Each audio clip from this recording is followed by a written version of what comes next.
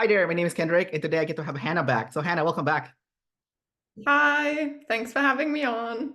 Yeah, for sure. So Hannah, for those people who haven't seen our previous interviews, can you please remind everyone what your full type is?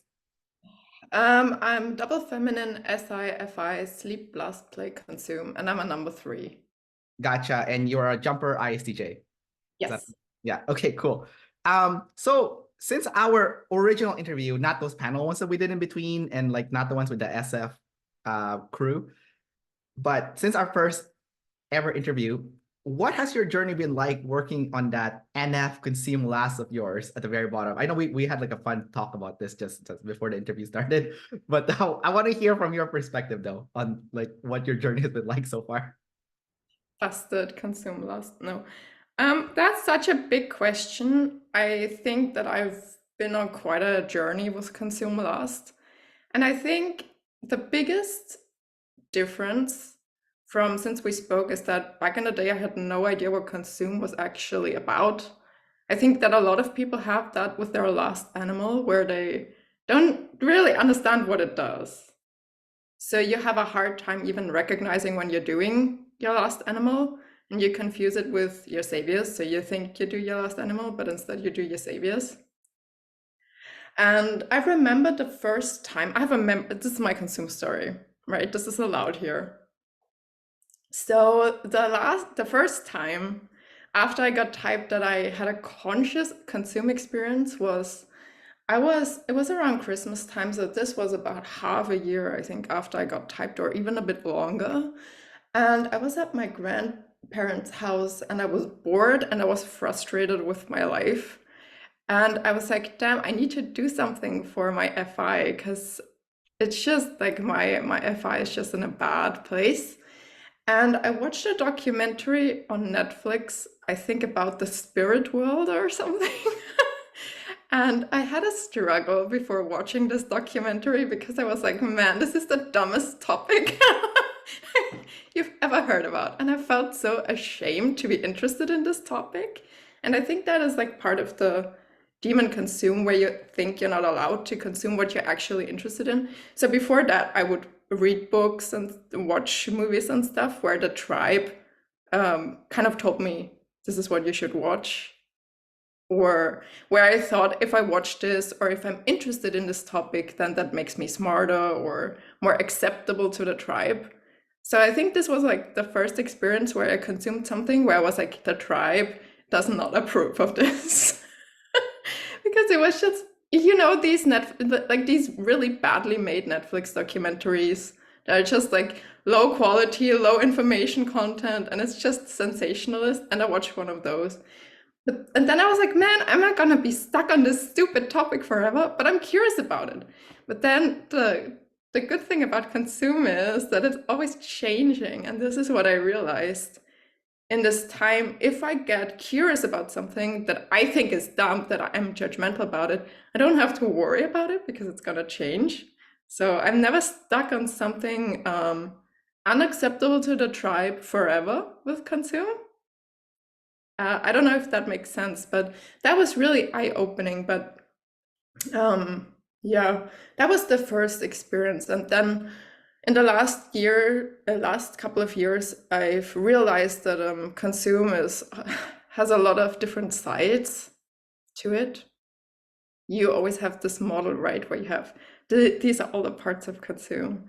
And Yeah. that has been quite challenging to see all of the different sides of an animal. I'm sure you have that too with the sleep lust, where maybe one part of sleep you can do it a little bit better, but other parts they just kind of go over your head, or you're not really sure. 100%. Yeah. Yeah. Yeah, no, for sure. Like for me, the part of SF sleep last that I have the most trouble with is literally SF. Like SF cool. Like that is the one I have the most trouble with. I figured it out when I was in my 20s and then I lost it and I never came back and I'm so mad.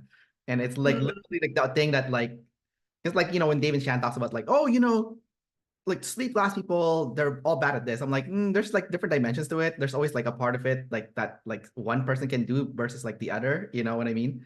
Like for you, for example, you have like NF consume last. Well, like there's NF. That's like one aspect of it, right? There's like gathering new information for self. That part you seem to have the most trouble with, from like based on like your description so far. And then there's also like external self-awareness, right? I think you have some of that. I don't think that's missing. So see what I mean? Like there's aspects of it that like you have Yeah. like you have trouble with, right? So yeah, for sure. Like I think you're spot on. So I think yeah, in your case, from just from an outsider's perspective, and also like us like chatting before we started this interview, like gathering new information for self seems to be like the most challenging for you, you know. Yeah. It gets hard all of a sudden. I don't know if other observers have this too, but I feel like when it comes to consume, all of a sudden I turn into a decider and I'm like, but I'm not allowed to like go off into this unknown world by myself. I get like decider awkward. I'm like, oh, but I'm alone on this consume journey. What would the tribe say? And the tribe is just in my head at all times. But then the tribe gets really loud and the tribe is like, oh my God, what a waste of time. And you shouldn't be doing this. Get back to work. Oh, it's because you have TE, I think. So like you're thinking of like practicality, like the tribe wants you to consume something practical, Yeah. but like your consume is NF, so you want to consume NF stuff, not practical stuff, right? Yeah. I mean, sometimes it can also be more NT, but it depends. It can change, right?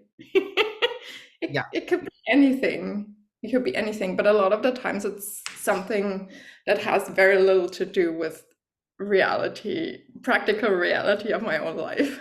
So, Yeah. yeah. I think you're spot on. Like you can definitely consume NT with that NF consume. I feel like it's like almost like it starts with NF. It's like the easiest to consume, and then NT, and then SF, and then the last one would be like ST. That would be the hardest to consume, But that's just my perspective. It could be different for you because you're double activated ST, right? ST blast. So I don't know. I'm I'm not interested in consuming ST. Okay. Gotcha. Because like when I watch those like ISTPs and ESTPs, I'm like, how the hell are they consuming this ST shit like all day? And then Boring shit. I don't know, but it's like really important, obviously. It's like really powerful. Yeah. But like Yeah. I'm bored. Like it's horrible. Like what is this shit? Like, you know, it's like I think the biggest irony is like for you, for example, you're double activated ST blast, right? So you're like happy to give instructions on how to do something, but you don't want to consume instructions on how to do something, which is That's so true. Yeah, it's such an irony that we do not want to consume what we blast about. it's so fucked up. It's kind of fucked up. And then like and like the other fucked up thing in my opinion is like you want to be seen for your sleep animal, but then you keep doing your extrovert animal, which has nothing to do with the flavor of your sleep. So for example, you have SF sleep, right? But then like you're doing actually ST blast and NT play with people. So people see you in like as a nerd or like a doer, but really you're like this SF cool person inside, right? So it's like, everyone has this, like, like those ESTPs and ISTPs, for example, they're NT inside. So they want to be seen for NT, but they keep doing the SF play, right? So it's like, huh? So everyone has kind of like this weird thing that's going on. It's like we cannot be seen for how we want to be seen. Yeah, that's true. It's like I don't know if I can find a good analogy for this, but it's kind of a snake biting its own tail, and you can never just like go straight to the food as I don't know, in this image, because you're always the functions, they talk to each other, but you can't directly communicate your internal world, and then the external world, you can do a lot of it, but you don't really care that much. I don't Yeah. know. Yeah. It's odd. Right. I think the internal world, I think you can do it. It's just like it feels very vulnerable. Like Yeah. yeah, like for example, for us with SF sleep, right? It's like um if we talk about like our emotions, it's like big deal, right? If we're sharing our emotions to someone, it's a big deal. But like to those people with FE, it's not a big deal. Like the craziest thing I've learned recently, like just watching the TI people, it's like because I have a lot of friends that are TI, right? So one time I went to one of my friends, he's an ISTP. So I told him, I'm like, we're playing this one game, and I told him like, I'm like, hey dude, I made a lot of mistakes in this game, and he's like, oh, you're telling me your mistakes? Oh, this is like a very sensitive and vulnerable topic. Like you are so brave to tell me about your mistakes, and then like, and I'm thinking to myself, I'm like, I have tea, I don't give a shit. I tell you all my mistakes all day, right? Like I don't give a fuck. But like those TI people, it's like when you talk about mistakes, like, oh, that's everyone drop what you're doing. This is like you have to hold space for this person. This is like a very vulnerable and sensitive topic. Kind of like if I were to tell you about like my most sensitive feelings, that's like, oh, this is serious. I need to take this very seriously, right? That's like how you're gonna feel, right? But for the FED was like, who gives a shit? Just tell me how you feel and we're done. And then, so yeah. Moving on. That is really odd. Even though I think probably not all TI people are the same. I think some of them are a lot more, yeah, I don't know, just like not every TI person is obsessed with the truth. The truth, capital truth, like a god. I think not all of them are so worried about the entire mistake thing, but I get what you're saying. Yeah. It depends if they have feminine TI or masculine TI. I think that also makes a Yeah, that also makes a difference. Yeah. Yeah, because I feel like the feminine FI do their emotion more extrovertly more than the masculines, because like it comes out so easily, right? Like Shan, for example, like Oh. Mm-hmm. yeah. Sorry, go ahead. No, that just made me think of my sister. I'm a feeler, right? But but I still, for example, my sister, I think she's an ENFP. I don't know what her full type is, but I think she's blast, and she's a bit more on the masculine side from what I can tell. And recently, like, I slept in a room with her because we were visiting family, and her energy started to go up as I wanted to go to sleep because it was late, and she started to, like, her energy exploded, and she was like, Hannah, you know what? Must be nice to treat yourself like a robot, but she's 17, she said, but I'm a human with complex emotions. I was like, wow. Yeah. Some people are just on a different level when it comes to their... So your sister thought you're a robot? Yeah. Oh my God. So your sister saw your double activated ST blast. Yeah. ST is very robot-like, right? So I think, which is weird because you're a feeler, right? So yeah, it's odd, but people are on different levels with their functions. how did you react when your sister called you a robot? I was I was a bit hurt. I was like, wow, okay. But it was so funny because she's 10 years younger than me, but very observant. Are you the oldest? I'm the oldest, yeah. Do you have more siblings than that sister? Like, I also have a middle brother. Yeah, he's about 3 years younger than I am, and I think he's also an IJ, but I think he's SITI, from what I can tell. Oh, okay. Oh, wow. And he's very mellow, very gentle, very mellow person.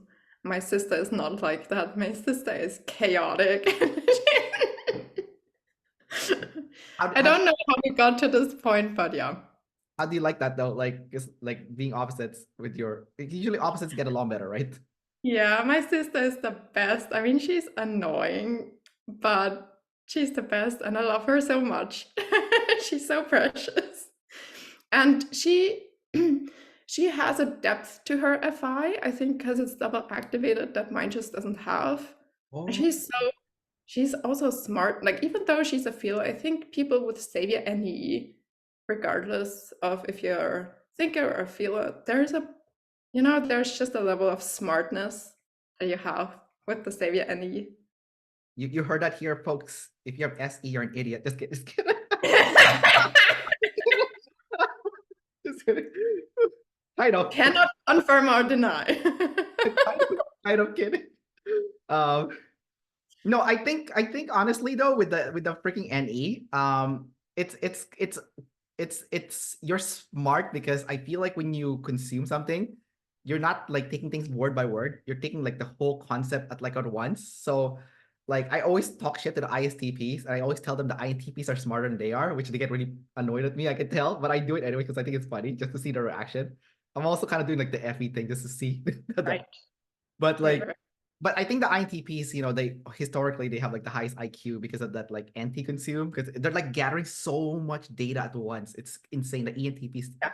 obviously do it too, right? So it's like there is something about that NE consume that is like so strong because it's like you gather like 20 times more than like word by word like the Yeah, it's just, I mean, I wouldn't personally, just to be sure, I want to say that I don't think that one of or the other is smarter, but for sure you can see like the amount of data that's being processed is quite intense if you have Xavier any. My sister has this too. Like we will go to the theater, we will watch a theater, and she isn't even an adult yet, and the amount of she, I don't know, she goes into the theater, she won't know what the play is about, and she will understand the different storylines and explain them to us afterwards, or just like talk about them. And my mom and me are like, what?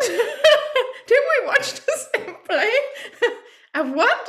I did not. And then she can compare them to other stories and mythology and stuff. And I'm like, oh, how?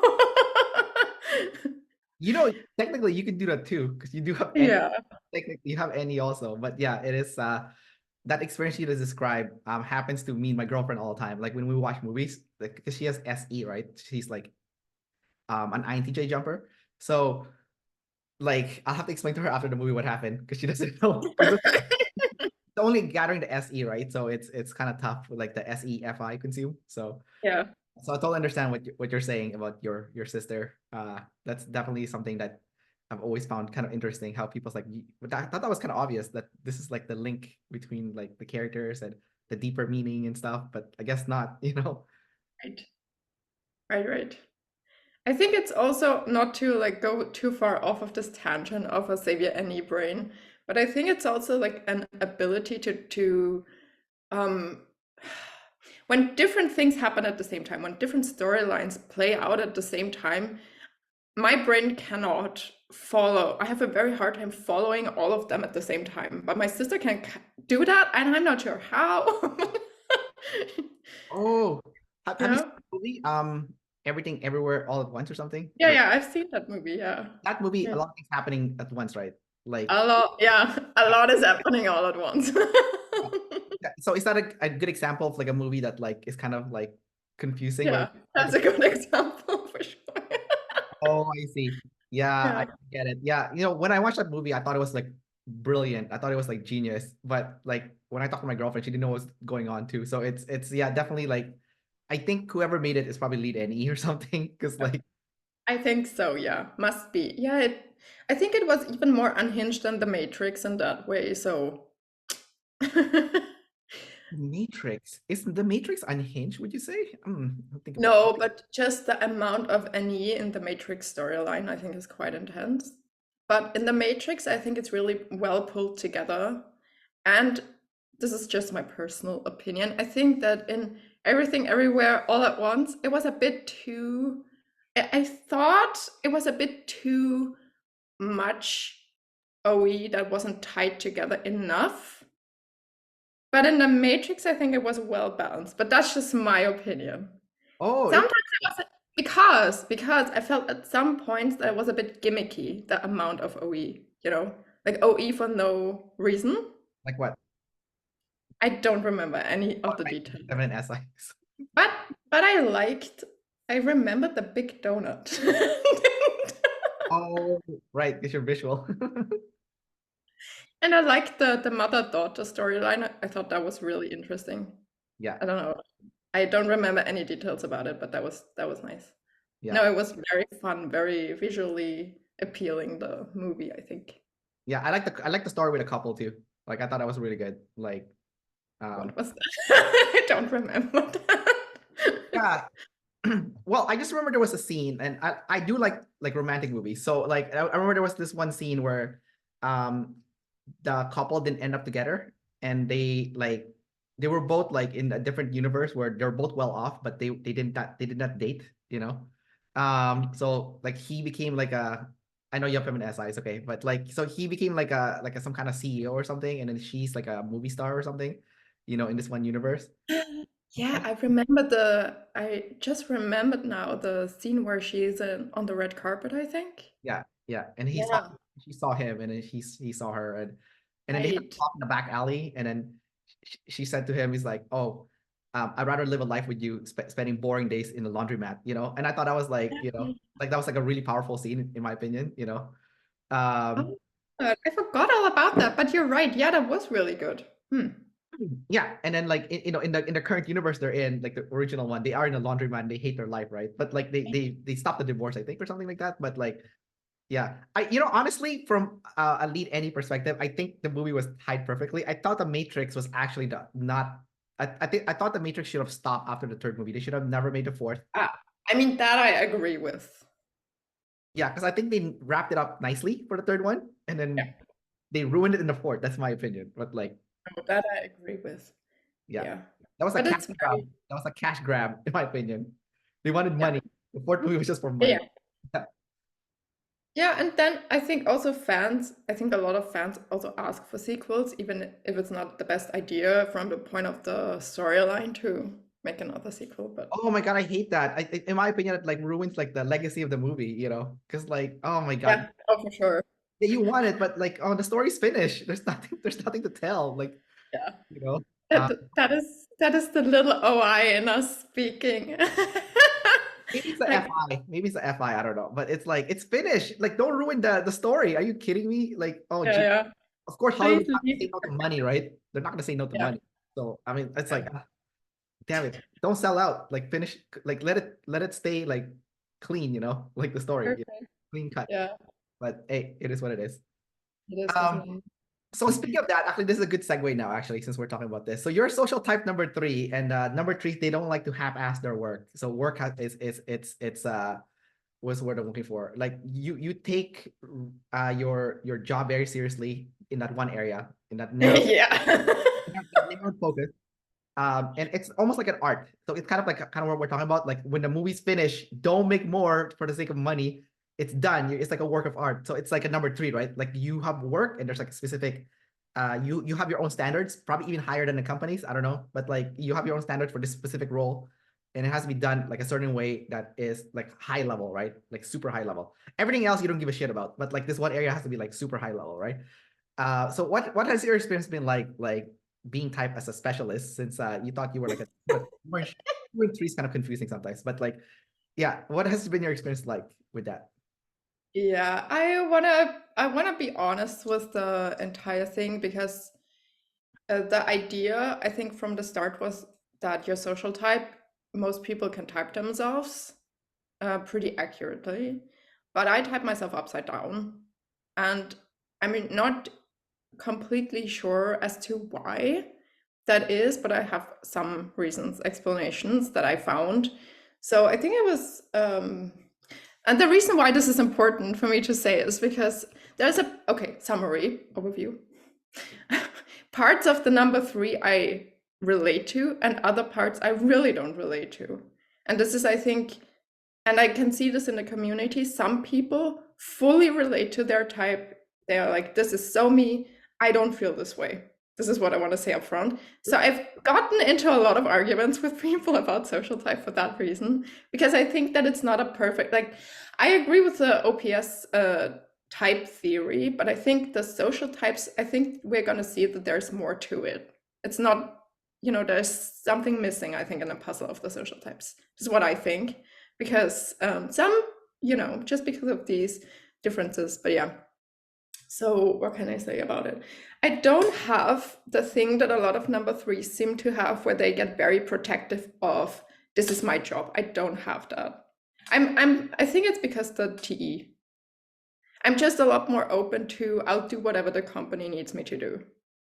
I've never had that, but I have a very high quality standard, and I have this drive to master what I'm doing, and that I think that really characterizes the number three.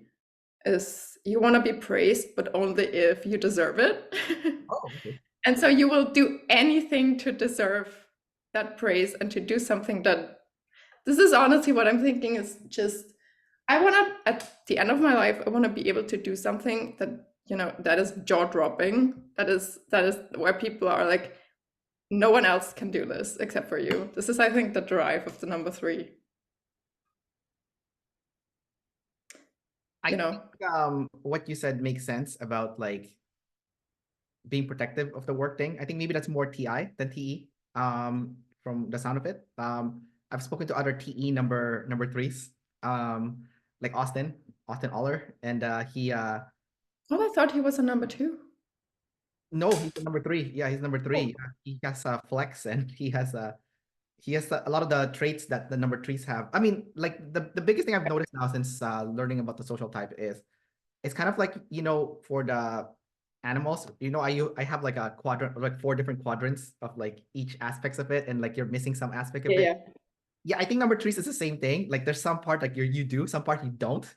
So that's yeah. why like one number three could look different from another number three, So and then like Austin, for example, he's doing like TE. He's taking on like several roles in the company, but he does it on purpose. He's doing it to like so that he can do a really good job at his specific roles. Like he understands Yeah, each department, so he has empathy for them, and then yeah, because of that empathy, he knows like, oh, what his specific role brings to the table. That's really important, so that when you put all the departments together, everyone's working in cohesion. So he's aware.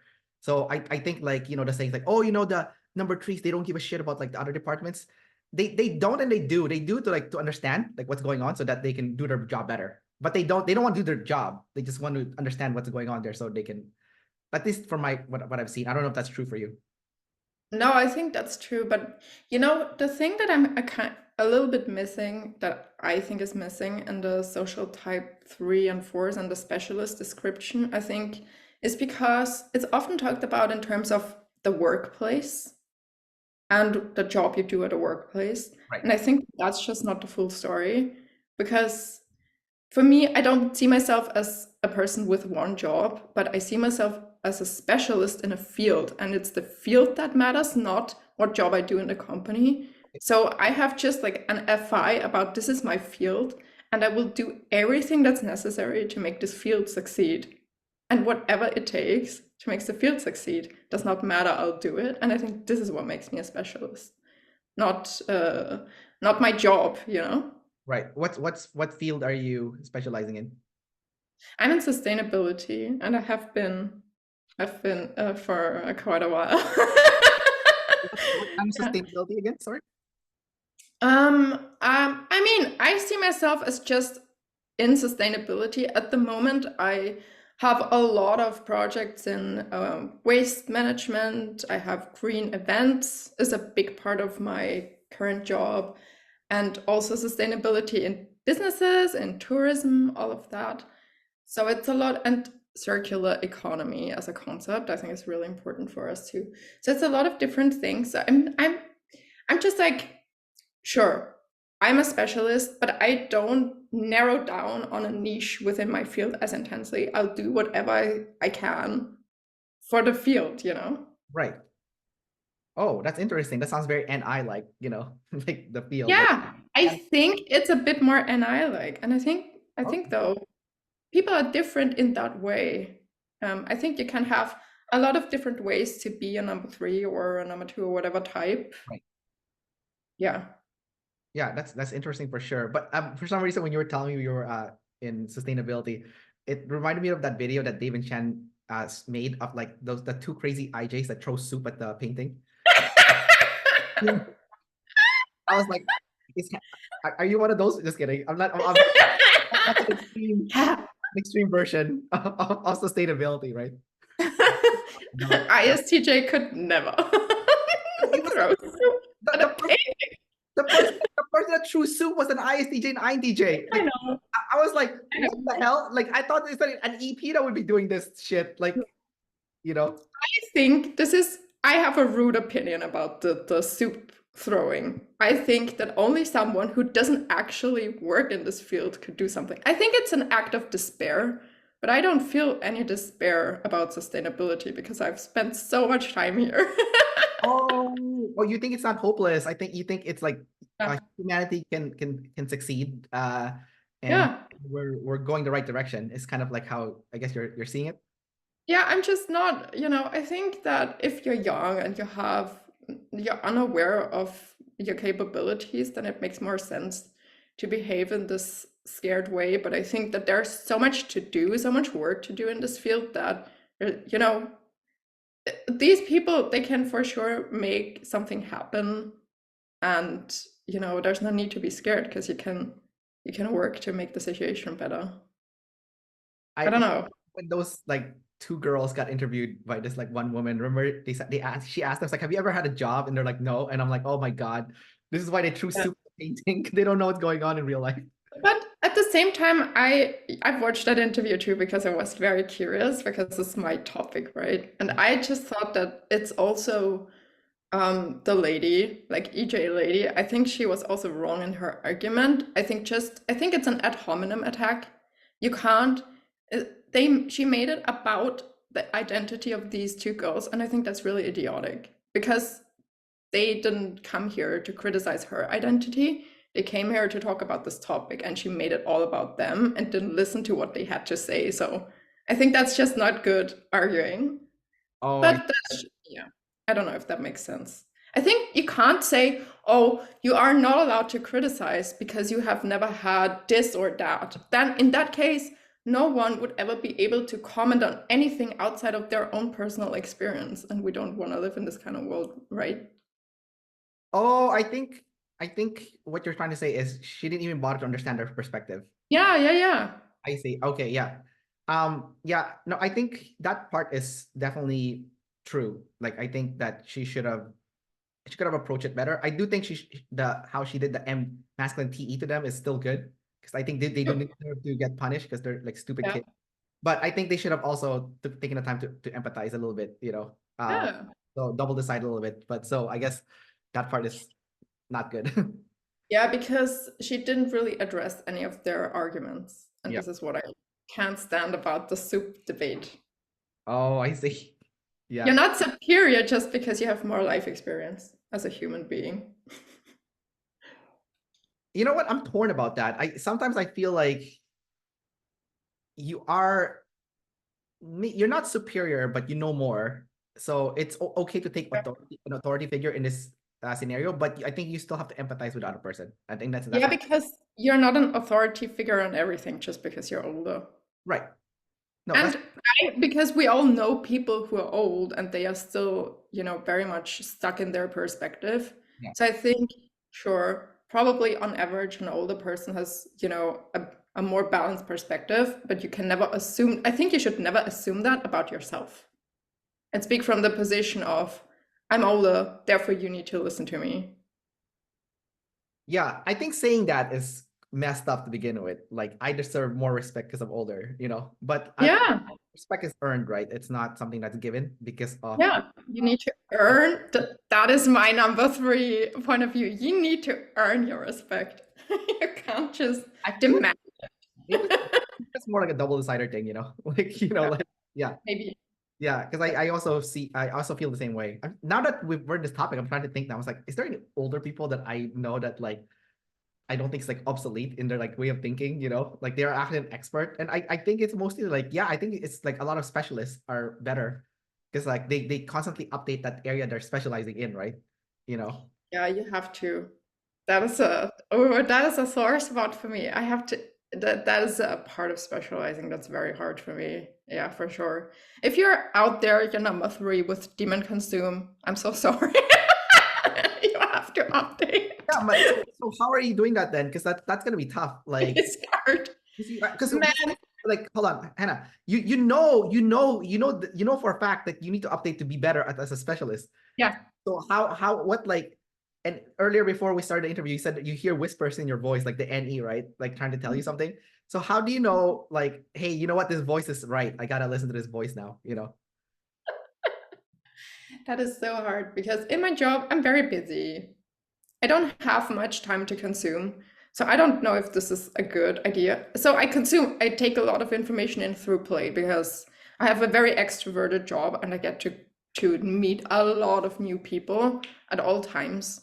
So that gives me an amount of feedback, but at this point in life, I have no idea how to consume for my job. So what I've resorted to doing is sometimes I'll just take like a Saturday or something, like, take a couple of hours and try to update as best as I can on my specialization because I don't see another way to stay updated. I mean, it's such a conflict, man, because you need to make money for the company, you need to finish projects, you need to serve the clients, but you can't serve them right if you don't continuously know what's going on in your field and know what your competition is, uh, because you need to provide them with the best solutions. So you need to know what's out there. It's such a conflict, man. So I don't know yet. I'm try my best to take a couple of hours here and there to update, but it's very tough and a high blast job. A lot of blast, a lot of play. Well, you're in the I right don't know. because you're using your your strong animals there, or your strong. Yeah, I'm just trying to think now. Because I feel like people with SE are better at updating at real time because they're seeing things yeah, in reality at all times. But like people with NE were a little bit slower in that sense. yeah. But I do think when we do consume, we consume a huge amount, so we can catch up faster. Like, but it's not like something that's happening like almost like simultaneously as you're working. It's like maybe for like 5 years there's nothing new, and then suddenly you gulp like a big amount of stuff at once, you know? Yeah. I mean, I don't know how it has been for you. You're a different social type, so I don't know. But for me, sustainability is an incredibly dynamic field. There's something new It's like AI. There's something new happening at all times. Yeah, right. Yeah. So how are you dealing with it then? If that ES AI stuff is happening. My way of so I think I was in university to study to do this kind of a job, I think 7 years. Yeah. So I took a long time to build a basis so that I have an easier time understanding what the new stuff that's coming in. And then uh, about a year after I started working at my job, I started to get a bit worried that I was lacking some skills. So I negotiated some extra trainings. I did those. And now I'm at a point where I'm just like, okay, I have to find a way to move the entire company. Like I feel like I'm I own my department to a degree. Like I'm partially the owner of this company needs to go somewhere. So I'm just more researching niche things and trying to see if there's something new where we could branch out into maybe at some point. But I do that in my free time now because I have no idea how to. And I tried my best to go to events and take on projects that help me consume. This is also like part of my demon consume way of taking in information. I'll just take on projects that are maybe a bit more interesting or out there or a bit more challenging so that I'm kind of getting forced to update in some kind of way. My main way of updating is just take on a more difficult project, I guess. Oh, I see. So it's so hard that you have to consume to finish the project. So you're like forced to consume. Yeah, yeah, yeah, Yeah, yeah. That's it. yeah, yeah. That's it. Like you have your back against the wall. You're like, ah, crap, I don't know how to do this. Let's consume, right? It's that kind of deal, you know? That's it. Yeah. You know, it's Shit. interesting that like the blast and the consume dynamics is like really important in terms of becoming better at something. Like they almost go hand in hand. Although the blast is, in my opinion, super important because if you don't blast enough, you don't get good at it. That's why blast is tied to social type number 3. I know you were not. I disagree with that, but we can disagree. Yeah, no, I 100% agree with it because I'm a number 2 and I have blast savior also, and I work in the fitness industry for 10 years. If I didn't blast for so much, I would not know what I know in fitness because um like working with clients and seeing them in firsthand and seeing them improve and stuff and trying different things to see what would work. That was all blast. And like people who just came out of like fitness training school who consume all this information, they don't know even close to what I know because they haven't had the experience of, you know, like the actual field experience, right? That's why I think Right. blast is like number 3 because like that's how you hone your skill. Like the blast is honing. Without the blast, there's no skill being honed, you know. Um, Look, I can see your point of view, but I still disagree with it. I just don't think that it's that obvious. I don't think that it's that obvious to agree with this perspective 100% because you also have to understand that a lot of the number 3 jobs, the job that only a number 3 can do, is a highly skilled job. And you don't become highly skilled unless you do a shitload of consume, which I think that sometimes other social types are unaware of the amount of understanding you have to have of a field in order to do certain jobs, I think is something that maybe other types. So I'm just saying, I don't think it's that obvious. Oh, I think it's because you're looking at it from a literal sense of blast and consume. I think that's not how it is. Like, what I mean by Right. blast is like the act of doing. It's more like NI, the act of doing Doing. how you hone skill. And Yeah. then consume that in social type terms, it's not like, oh, taking new information for self kind of deal. It's more like um it's The jumping. it's gathering different skills like from different departments that or different like um what do you call it? Different field that has nothing to do with each other at all. So Right. it's like a little bit different in the definition. So if you use your definition, then yeah, of course, 100% you need to consume to be good at blasting too. Like you can't or like getting good at your skill. If you don't consume, you don't update, you don't you stay you become out of touch, right? And then outdated, Right. and then you become obsolete, right? And then you lose your job, right? So No obviously, one is going to pay you. yeah, If obviously you need to consume. So like if you look at it from that perspective, then I think that the definition that you're saying is true, but from the different definition of collecting skills, it's also different, right? So I think but that's why it's not flushed out yet. Like this social type thing is not flushed out yet. yeah. Yeah. No, I agree with that. You just come at it with a different kind of definition that's a bit more removed from actual consumer blasts. But the skill honing is definitely a thing. I do that is my way of improving for sure. I have a lot of small projects alongside with some bigger ones. And every small project, I feel like I get like one plus XP point. And the next one is gonna be a little bit better, and then a little bit better. Well, it's kind of like lifting weights, you know? Like Yeah, you can't lift, you know, like I know you use kilos. You use kilos, right? In Austria. yeah. Okay, yeah, so we use pounds in Canada, but like so let's say you can't lift like, you know, I don't even know if I can do kilos, fuck, but like I mean, I let's say so let's say you're lifting barbells, right? You can't do yeah, a let's say a 60 kilogram deadlift off the ground if I cannot. you can't do that if you can't lift 20 kilogram first, right?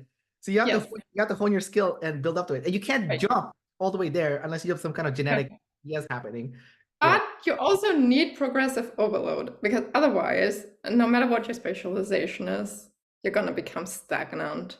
Yes, And yes. yeah, That's actually a fitness term, progressive overload. So that's I good. know. Yeah.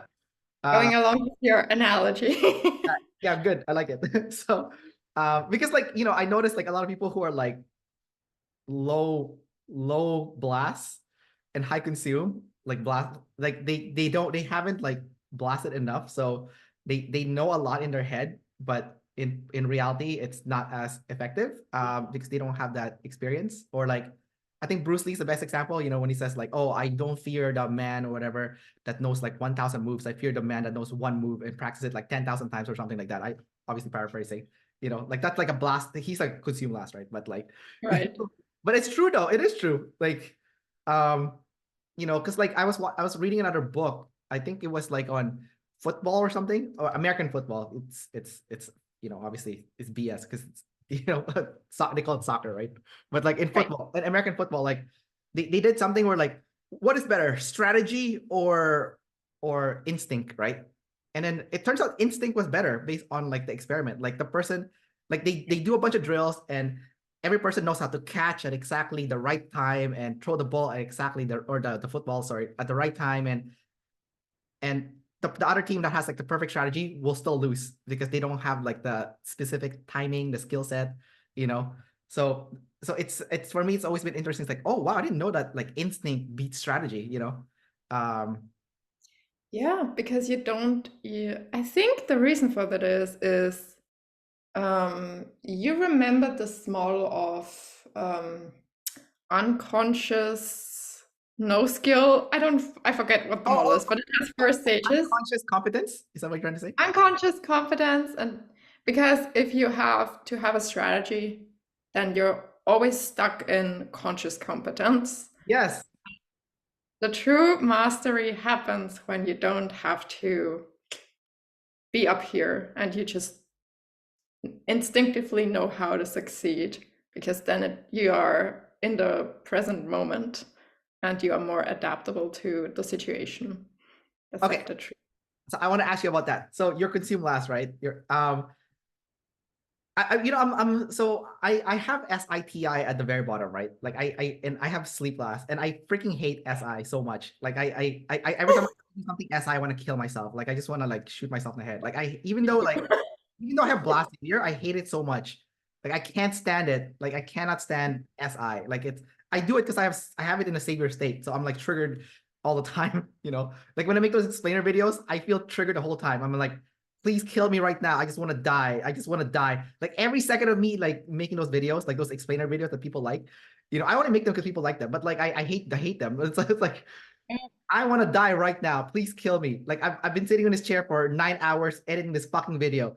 And then like, and I'm trying to think like you guys, the number threes, right? So I'm always trying to think like, Kendrick, it's good enough. I'm like, no, no, no, no, Kendrick. The number threes would not say it's good enough. The number no, the number threes would say there's something, a little bit of more you can do. I know no one can see it, but the number threes would still do that thing that no one can see because they know it's the right thing to do. It's like there's like certain processes that number threes do that. That Yeah, is a number three thing. Even if you can't tell, I yeah. need to do this one more thing. No, I have so much respect for number threes because I've been like training the number. Like I'm a freaking number two. I hate doing the number three shit. Like I just want to do sloppy ass work. Yeah. You know, shit it out and I'm done, right? But I'm like, no, no, no, Kendrick, nope. You're gonna do what the like learning about OPS is always like when you use your last animal or your last social type, that's when the magic happens. Like it's always like the last thing that's where the magic happens. So don't be a number two slob and do it properly, you know. And oh my god, you know what I learned is like every time I'm trying to break the progressive overload, it's like I want to kill myself, but like but when I look back at the other stuff I've already mastered, like that's now in this unconscious competence, I was like, holy shit, like I have SI at the bottom and I can organize stuff and like it doesn't feel like I want to kill myself anymore. Like there's certain aspects of it that I don't want to kill myself anymore, you know? So I know this is like a long drawn out example, but like I want to bring it to you. So is there a point on your consume where like maybe not kill myself, but like maybe I'm now allowed to do this because this is now within my OI that where I'm allowed. And then this is the part where like I'm not allowed yet, but I'm like scared, but like I have to slowly like chip away at it so that I can be allowed to do more consume, you know? Like For sure. I yeah. have that all the time. I've recently become a bit more conscious of this because how do I summarize? So my good friend Felix, hi Felix, if you're watching this, he has been raving about journaling for a long time, and I was like, man, I hate journaling. And then I got the advice from Shan on one of her live calls. I think that was probably a long time ago, and she said you should journal. And I was like, man, okay, whatever the tribe says, I will do it. And for the longest time, I've hated journaling and I never knew why. I was like, man, this is such a like it seems like sleep to me. Like, what is so hard about this? It should be easy, right? I don't know. But every time I would push it off until Sunday evening and then very reluctantly before I went to sleep, just quickly be like, no. And the reason why I realized is because when I journal, I go through the animals, start with, oh, my owies, and then all the things I have to do. And usually, and then a little bit about other people, just stuff about other people and stuff I have to do. And then I stop because then I'm reminded of all the things that I should be doing. And then I stop. So I'm always like, what is the point of this? This just ends up being another to-do list. And then I realized not too long ago that at this point I have to continue writing. And then what happens is I get very uncomfortable. I'm like, I'm not sure what I'm doing here. I'm just writing and I don't know where this is going. And then I get this really sense of impending doom of I'm alone in my room. No one is here with me. If I continue writing, the tribe will forget that I exist. Like really weird feelings. And I'll just have to continue writing. And then all of a sudden, I enter a different territory. And that's a territory where I make connections and where I just understand myself better. But it's wading through some kind of no man's land in the middle where I have no idea, like I feel very uncomfortable and I don't know what the point of it is. And then afterwards the magic happens. And I have that with a lot of consumer related stuff where I feel like I shouldn't be doing this. And I get a lot of intrusive thoughts about, you know, all the bad stuff that happens if I continue just like exploring. And so yeah, I completely get that. It's just like it's a weird feeling of like the feeling very like almost like crushed by the demon Annie of I don't know what I'm doing here and I have no reasons to justify what this is. What do you have any examples of those, if you don't mind sharing, those intrusive thoughts? What's gonna happen? Like if you So I think the most common one for me is if I don't go back to doing something productive, then my life will fall apart and the tribe will forget that I exist and I will die here alone in this room journaling? because of journaling. Oh my God, intense. That is a Yeah. yeah, and you have double masculine consume too, right? Like so. Yeah, but it's not true. I just need to sit there for 10 more minutes. Oh, so weird. But you know, I can relate to what you said, the impending doom thing. I think that feeling for me is my SI. It's my SI. What I know I'm not blast last. I'm blast savior. But like if I have Yeah. to like those damn explainer videos, like there is like every day I wake up with an impending doom. I'm laying in my bed looking at the ceiling, and I'm like, fuck, today's gonna be a garbage day. It's gonna be those days. It's a I want to kill myself day, you know. And Yeah. but you know, I mean, so sorry. Yeah, go ahead. you know, I just wanted to say if you have Demon SI and Demon Blast, I feel so sorry because even I got an impending sense of doom Really? when it just doesn't last. I'm just like, oh, this again. And then I have like 10 minutes of, because I know how much work it is. And I'm Yeah. like, I have to do all of this again and again and again. I'm Yeah. like, no. But I mean, it passes for me, but even I get that. So I can really empathize. And I can't even imagine how hard it is for you guys. So I'm sorry. Yeah, that's why when I interview ENFPs that are like blast last, because I already have it blast savior, right? So I'm like, Yeah. I have blast second, and it's already hard for me. So like I feel like you guys are fucked. That's what I was telling them, right? Like you guys are fucked. Yeah. Because like I don't know what you can do then, because like it's already hard for someone Oh, that has it in the savior state, you know?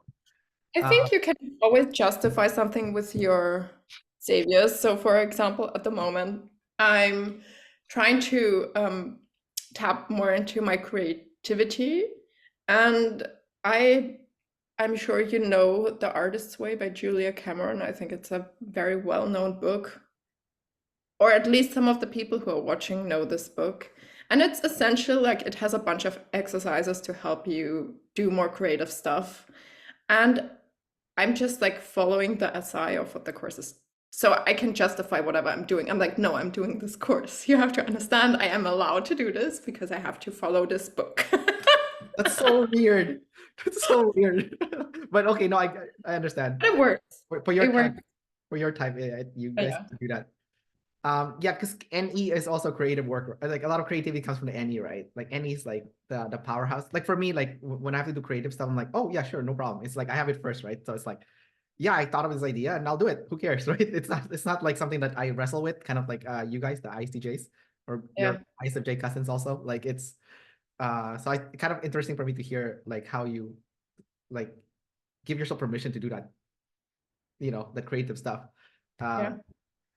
For sure. I think the thing that Dave and Shan said recently too that I found very interesting is hardware, because they talk about hardware a lot recently.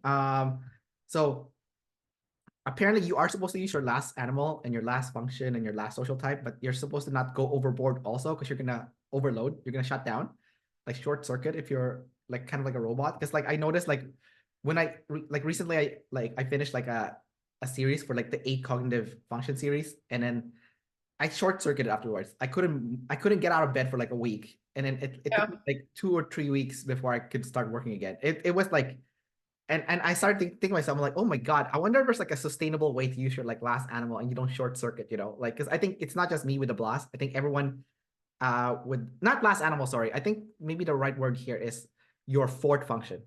Your fourth function. Right.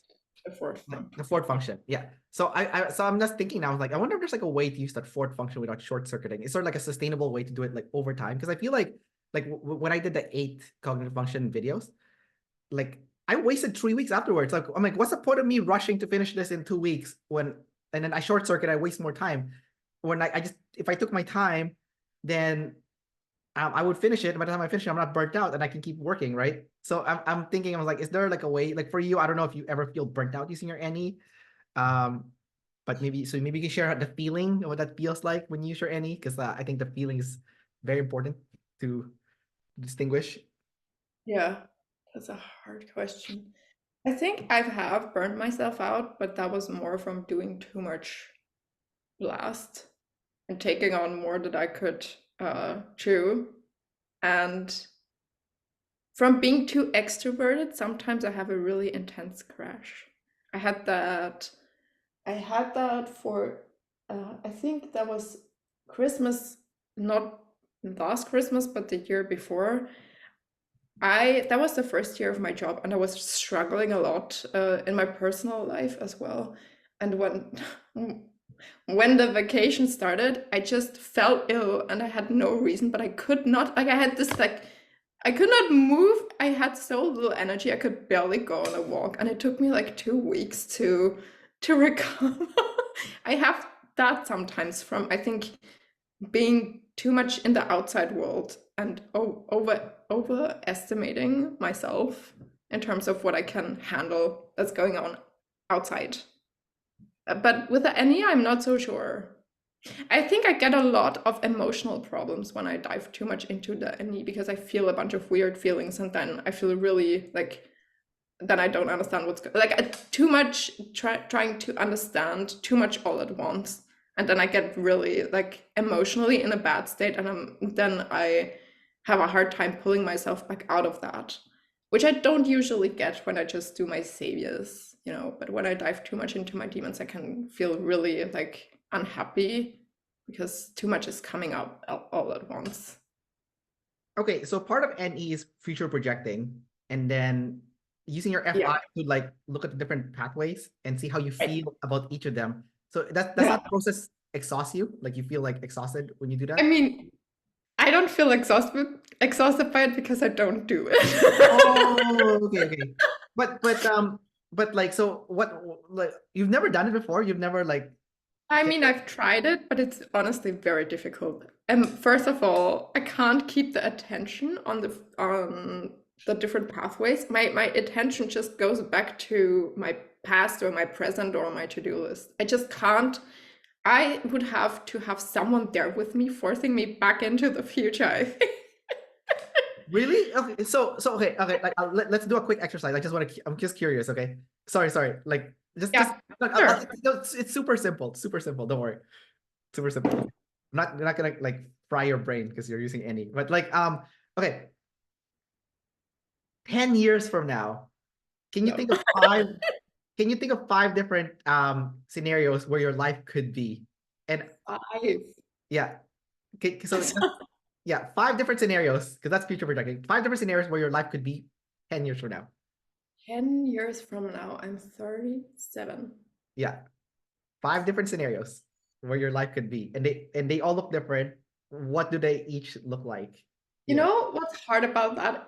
Immediately I recognize that I have like buckets. You have goals, and I'm like, Bucket list? the path is determined by whether or not I hit this goal or not, but that's not the way to do it, right? Because it's very OI of it's either this or that, either this or that.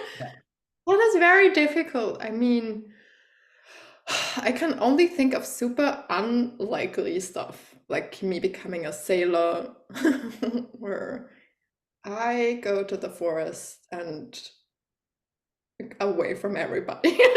That's fine. That's one possibility, right? That's one possibility. What about the other 4? No, okay. Here's the thing with NE. I think I'm hearing you talk right now. You're judging yourself for having this like irrational thoughts. Like when you have lead NE, there's no judgment when you have this projection. There's no judgment. It's just an observation, right? So yeah, it sounds crazy. Sailor, that sounds crazy, but who cares? There's sailor living in a forest. What else? I think it could happen to me that I start a family and then I have a really big family. Okay. Like, or I could start a business with my uncle because he is in a similar field and we have very complementary skill sets. And every time I see him, he's like, when are we gonna start our business? Yeah. Okay. Or I think it's possible I become really odd cat lady and maybe develop a really niche interest in crocheting goblins or something like that, like something really odd, Yeah. and maybe playing D&D or something like that. Or I could move to a different country and change my name and tell no one what my past is. That would be great. Okay. So Yeah. how did it feel to project all these possibilities? How did it feel? I feel fine. I don't know. Okay. I feel odd doing that because I can't think of scenarios. I have a hard time, I think single observer have a hard time thinking of scenarios that are not so unlikely that the exercise becomes pointless, you know? I can only think of stuff where I'm like, I either don't want to do that or I really don't think, but I can't think in the realm of actual, like, at least like 30% chance likelihood that this might actually happen, or, you know, this becomes very difficult, you know? No, but there's a method to this madness. Well, Oh, I want to keep asking more questions about this because I think oh, I think it's the same as your journaling exercise. You know, yeah. you told yourself to stop, but there's more. You haven't.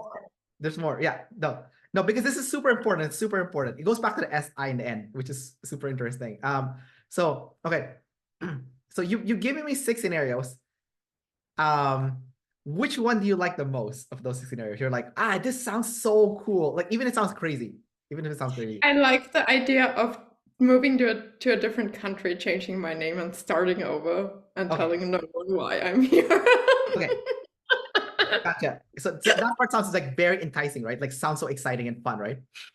Sounds fun. Yeah, it's like no good reason to do this, but that would for sure be interesting. Okay, so the next question is, how can you realistically do that in your life? Like, not do it permanently, like just part-time, where you can go to another country and you're not Hannah anymore. You have a different name. You're not even from Austria anymore. You're from somewhere else that you made up. Everything about you that you tell people in that little trip is a lie. You know, you know, and this is your outlet for this NE. Yeah. This is your NE outlet. This thing. Like, how can you Dude, how can you fit that in your schedule on an annual basis, or at least once in your life as a bucket list, you know, I for mean, a 2-week vacation or something?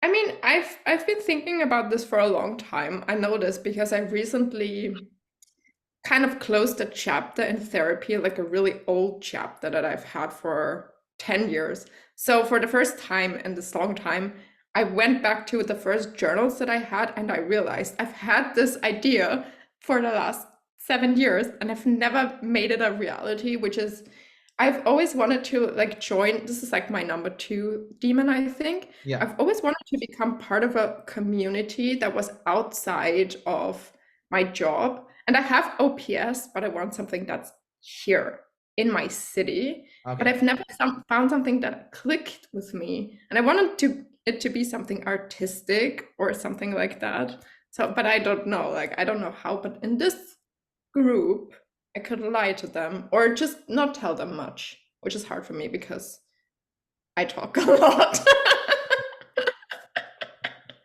That's feel really like before you leave, you have to craft like a story, like a persona and story. Like, you know, yeah. it sounds I kind of would. fun too, though. It does sound fun, but also hard to lie to people, I have to say. Lying is very hard. It's funny you said that because I was talking to my psychologist recently, and I'm traveling for 1 year right now, right? And he said, you know, Kendrick, you know, now that you're traveling for 1 year, maybe you should do something that you don't normally do at home. Maybe you should be for 1 year, you should be a complete asshole bad guy. You know? He's like, you're a really nice guy and you're always friendly and you're always telling the truth and you're blah blah. But maybe you should give yourself permission for 1 year. Just be an asshole bad guy. Just that's what my psychologist said. And I don't know why he said it to me, but I think he's trying to tell me something important. I think my psychologist said INFJ. He stopped doing it. He retired. He's not doing it anymore. But like that was his final message to me, and I was like, huh. It must be important for him to say that to me. Like I feel like as humans we have to do something that's like almost like unnatural to us, but like that maybe is like something that you need to explore, because I think there's something that you could learn from it and you don't know what it is because it's like NE, right? Or OE, but like there's something important that will come out of it. So for you, for example, your fantasy of like changing your name to go to a different country, you thought about for 7 years now. Like what the hell?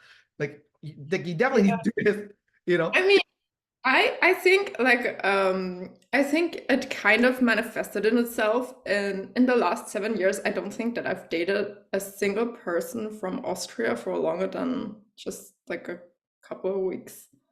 I think there's the unconscious desire to find someone to help me get out of here. Oh, you're looking for like an EP to take you fucking far away from this place. I like it here actually. This is a great city. So I think it's more the reason why this is an appealing scenario. I'm sure other people who are IJs can relate to this, is because you have so much stuff built up that you have developed kind of a risk aversion. Yeah. Because there's so much to lose here. So the unconscious desire is to just get rid of all of it so that you have nothing left to lose.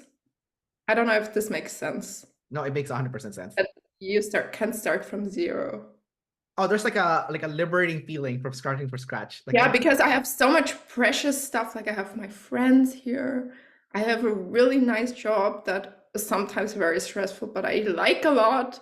And I have my family that I have good relationship with. I live in one of the greatest cities, I think, in the entire world, objectively speaking, studies say.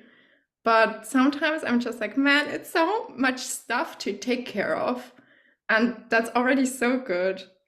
Maybe just burn it all down. Oh my God. So this is what Annie at the bottom looks like. Burn, make the world burn. But you know what? It is, Austria is one of my favorite countries in Europe. So it's true that like I've been to all the European countries except for Iceland, right? So I can make that like that I can make that what do you call it? That ranking, like Austria is easily top 10 best in Europe, if not top 5. It's really good.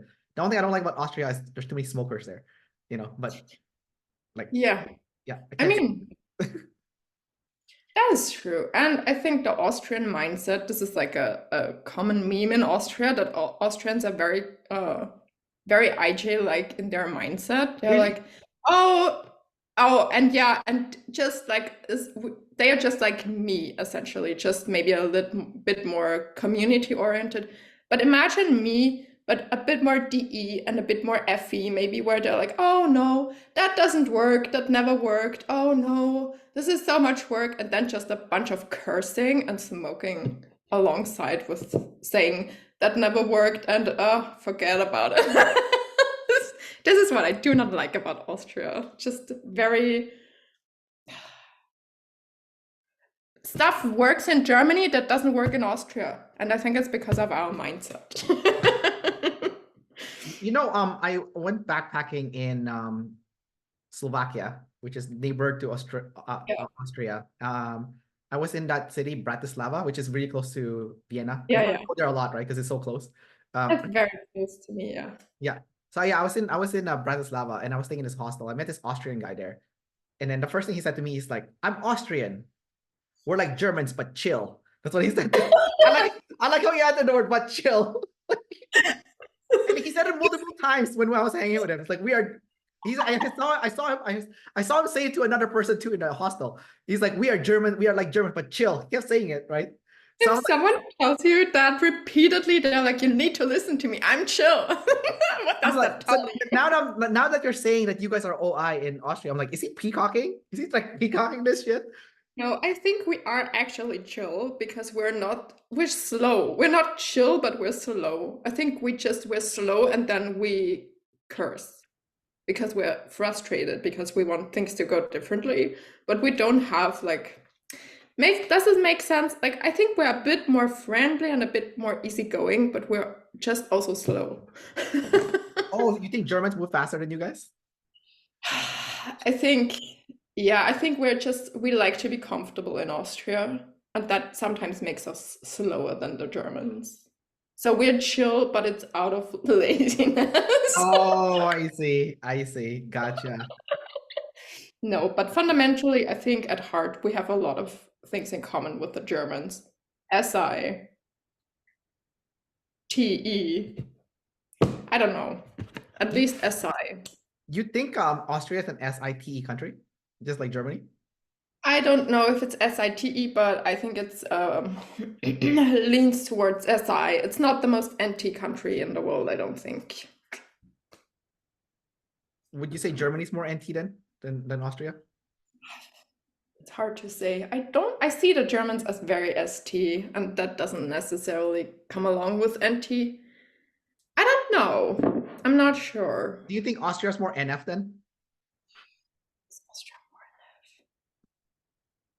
I think Austrians can be funny. I think we have a pretty dark humor, so I think a part of NF is kind of like maybe sometimes like a dead baby joke where you make fun of really Oh, got traumatic stuff. That got. is I think part of Austrian humor. So in that way, maybe yes, but I think the most offensive countries I've been to in Europe is Ukraine and Russia. Like they are so both of offensive. them. Like yeah, both of them. They're so offensive. Like they Yeah, are so offensive. I like it. I like it. But like I know like if you're someone that is like a social justice warrior, you would be upset by some of the stuff they yeah, say. But I like it because I feel like I feel so constrained like in other countries, like in Canada. Everything I think Canada is like an ESFJ country. That's how I feel about it. yeah. It's Because Justin Trudeau is a ESFJ. yeah, maybe, but like even before him, it was already like an FE country. It's like FE, Yeah. like No, we don't have that as much here. People in Austria have like there's in Vienna especially there's like a culture of cursing and being rude. oh, I see. So it's like a masculine F country, you know, like Maybe, yeah, yeah, masculine feeling. yeah, And masculine. yeah, that's possible. Yeah, I could go along with that. Masculine feeling. Yeah, masculine feeling for sure. Okay, so earlier when I was asking about all those stuff, right? The next thing I was thinking about is like, so you thought about having this business thing with your uncle. You thought about being a sailor. You thought about living in a forest, and I was thinking to myself, I'm like, you can actually do all that in your life, right? Like part time. Like all those are like none of them are like unrealistic. Because earlier you said they're like not likely to happen, right? And then like for me, it's like a lead any. The first thing that came to my mind is like, why don't you make it happen? It's like the first thing, right? Like Oh, part time on the side, right? Or like a bucket list, you It's know, like what's stopping that you? no, you know what the reason is? I think I have a lot of drive, but my drive is very I don't have like a lot of people are like, oh, I've always wanted to do this and it's my passion. I don't have that. I don't feel strongly enough in my FI about any of these things. Oh, Maybe because I haven't imagined them enough in my head, but I don't have like an actual desire that's strong enough to do something like that, you know? oh, I see. I see. It's not. It's So, because it's not. Oh, it's one of those. I think it's a word catch 22. Um, I think you don't have a strong desire is because it's not in your OI. So if it's in your OI, the desire becomes stronger. yeah. It's like a weird thing. It's kind of hard to like even for me as an EP, I can relate to like some of that sentiment that you said, right? Because I went backpacking for a year back in 2016 to 17, right? I went to like 75 countries then. Like I've been to 100 now. But like so like in my head, I know which of those 101 countries I've been to, my FI really liked. Like, and I'm an OE. I don't want to repeat an experience. I hate the idea of like going back to the same place. But certain areas in the world really like stood out to my FI. My FI was really like those places were special. Like they were really special, And like, and then like in this 1 year trip I'm taking right now, I'm going back to all those special places. Like I'm in Poland right now because this is one of my favorite places, right? The only bad thing is obviously like when I went back again, I'm like, oh, the magic is it's not the same as before, but I still like it, but the magic is gone. But like, but there is something about the OI that kind of like it's kind of like I guess the right word is like nostalgia. So you have like a nostalgia for certain places, and then suddenly the FI is more powerful for those locations. Like, Yeah. you know what I mean? So I think for you, your SIFI is like um it's like just for this place that you're aware of. So you haven't expanded that nostalgia factor.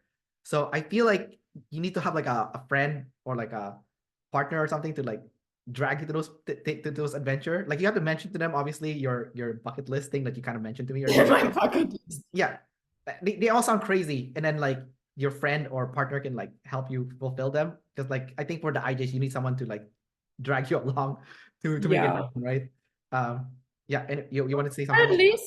least some person that is like a reason to go somewhere.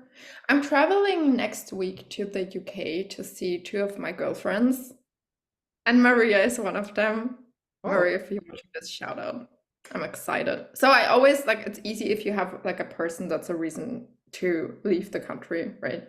right. Oh, you're using the tribe Yeah. to gather.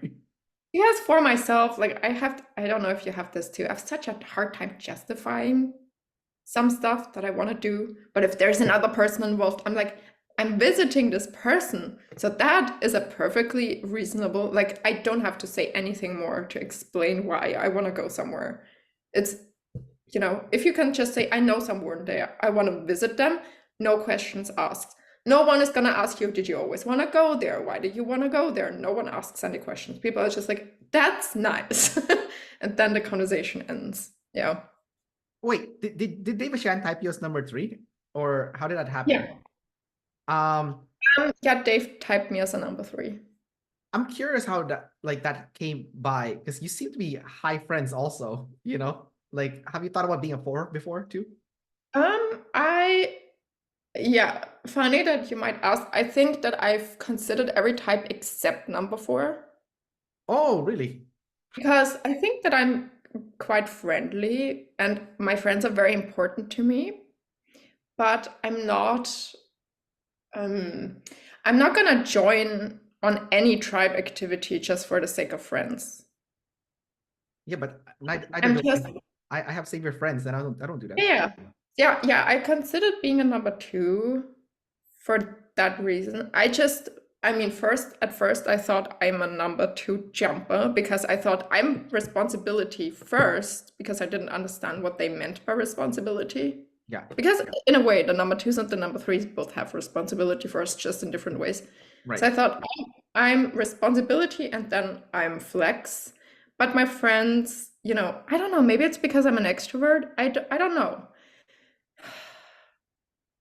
I think that my friends are just, my one of my biggest assets because they are wonderful people. And without friends, I'm not sure that just work alone would be enough. They're just very important to me. And I feel like they are big channels for me to connect with life. And I just, but I don't think I'm a number 4 for sure. I think the interesting thing about number 3s is that demon friends because like I've interviewed different people who are number 3s now and Yeah. the spread of the friends thing is so like Yeah. it's so wide, like it's so different for every number 3s. There's number 3s that like kind of like you see them as an asset, you see friendship as good and you do participate in the friendship thing, and there are number 3s who are like complete loners. So it's like it's like the gap between the number 3s when it comes to the demon friends thing is so diverse. It's so big. Could it be? This is just a theory. I don't think that it explains the full picture, but I think it could be part of the reason why is that for me, I work in a job that fulfills my specialist need. And because I have my first social need fulfilled to a degree, it opens up the possibility to go more into the demon social functions. And I think if you were a number 3 and you felt like you weren't settled with your specialization, maybe you would have a harder time. I don't know. Maybe that's only part of the reason, but I could imagine that being true for all social types. If you're a number 1 and you don't feel like you're the best version of yourself yet, I think you're gonna have a hard time with all of the other social functions. And that, I think, or same with the number 4. If you don't have your circle, I think, because it's kind of like nested within, it's like those Russian dolls, and the first social function is the outside, and Yeah. then the other ones are within. Yeah. So I think maybe that could be part of the reason. But no, friends have always been very important to me, but I feel like I've always kind of made them fit within my OI. Like I've lived with friends for most of my adult life, and now that I live alone for the sake of my consume, I decided to live alone. I try to, either have friends at work or just see my friends, make them part of either my goals, or just like invite and go on trips with them just for the sake of consume. So they are kind of part of my mission for growth in a way, but not like with a clear goal. I'm just like, if the friend can help me be live a more balanced life, then they are, they are an asset to me. And I think a lot of people can be an asset to your life because everybody's so different. Right. Yeah. So you would say your work fulfills your number 1 savior, flex also, like it's been fulfilled as well. Yeah, sure. Yeah, where's your flex anyways? Like where does it come out and what does it look like? I think I've always been a quite flexy person, especially in school when I was younger. I just always wanted to be, I didn't need to be like the best, but I was very concerned with getting good grades and getting recognition for my skills, which I think is just coming from an insecure place. I think a lot of flex has to do with being fundamentally insecure, and you need someone from the outside to validate that you're good enough. So I think, yeah, in that way, I can see myself casually dropping like stuff, like my skills into conversations, kind of at the same time flexing, but also kind of offering my service, kind of saying, I'm good at this. So if you need someone to do this, then I can help you. Kind of, this is my way of flexing, I think. And sometimes I just outright flex and I'm like, yeah, I did this. But, you have to be careful with that. Only in small dose, just a pinch of it, just a pinch of flex, not too much. No. I think Dave called it chill flex because he said that because when he was giving me my social type, he thought I was a number 4 for a long time. He's telling everyone I was number 4. He told Maria I was a number 4, right? And I was like, I am not a number 4. I know for a fact that I am not a number 4. So I sent him all my documents, right? And then one of the things that like came to the conclusion, I was like, dude, I'm not missing flex, I flex activated. And then I told him I've been to 101 countries. That's how I flex. I tell everyone that. Like that's my flex, Yes.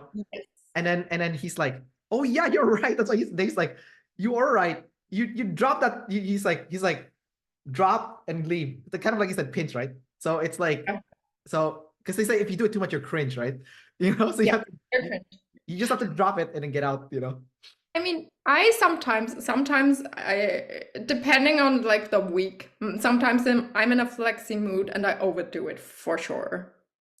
Then, I have another week, it's because depending on how insecure you are. And I think what happens too with the flex is kind of a safety net for the number 3s too, because I can see this in myself. If I'm faced with adversity, the flex turns on and I get competitive. I'm like, I don't believe in myself yet, and I'm in a dire place, but this cannot happen to me. And I get very like, it feels like masculine FI. I'm like, I'm gonna conquer this because masculine FI says I will. And that is kind of the I think the purpose of Flex, that in adversity you can become competitive and the competitive gene can turn on and you can conquer. So you would say you're competitive then?